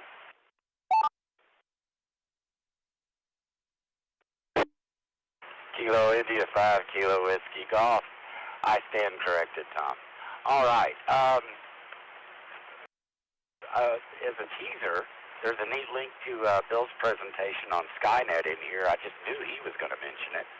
But first, I want to say my absolute favorite part was I was watching on the YouTube version and had closed caption on. And I find that very helpful sometimes. And it was a source of great comedy because so often during some dramatic dialogue, when it would pause, the dialogue would pause and you would hear the waves crashing in the background. Closed captioning wrote it down as applause. And that made it very, very funny to actually read the closed caption as I was watching this film. Very inappropriate places to be applauding. Okay, now for the Skynet and Bill's presentation on the Artemis project. And he mentioned the European Space Module, and he mentioned that it had an AJ-10 rocket motor on it. And that's what's going to push the Orion capsule around. Well, that AJ stands for Aerojet. It's an Aerojet Rocketdyne rocket motor. Now, what does that have to do with this film? That submarine that we saw, I was almost certain it was out of Popular Mechanics or Popular Science. It looked like one of those homemade projects they would have had. So I started digging into it. Nope. It was actually produced by Aerojet. So that was my neat thing on the special effects part. That's all I've got for you. Y'all have cracked me up tonight. It's been a lot of fun listening to this. This is KI5KWG. Back to net.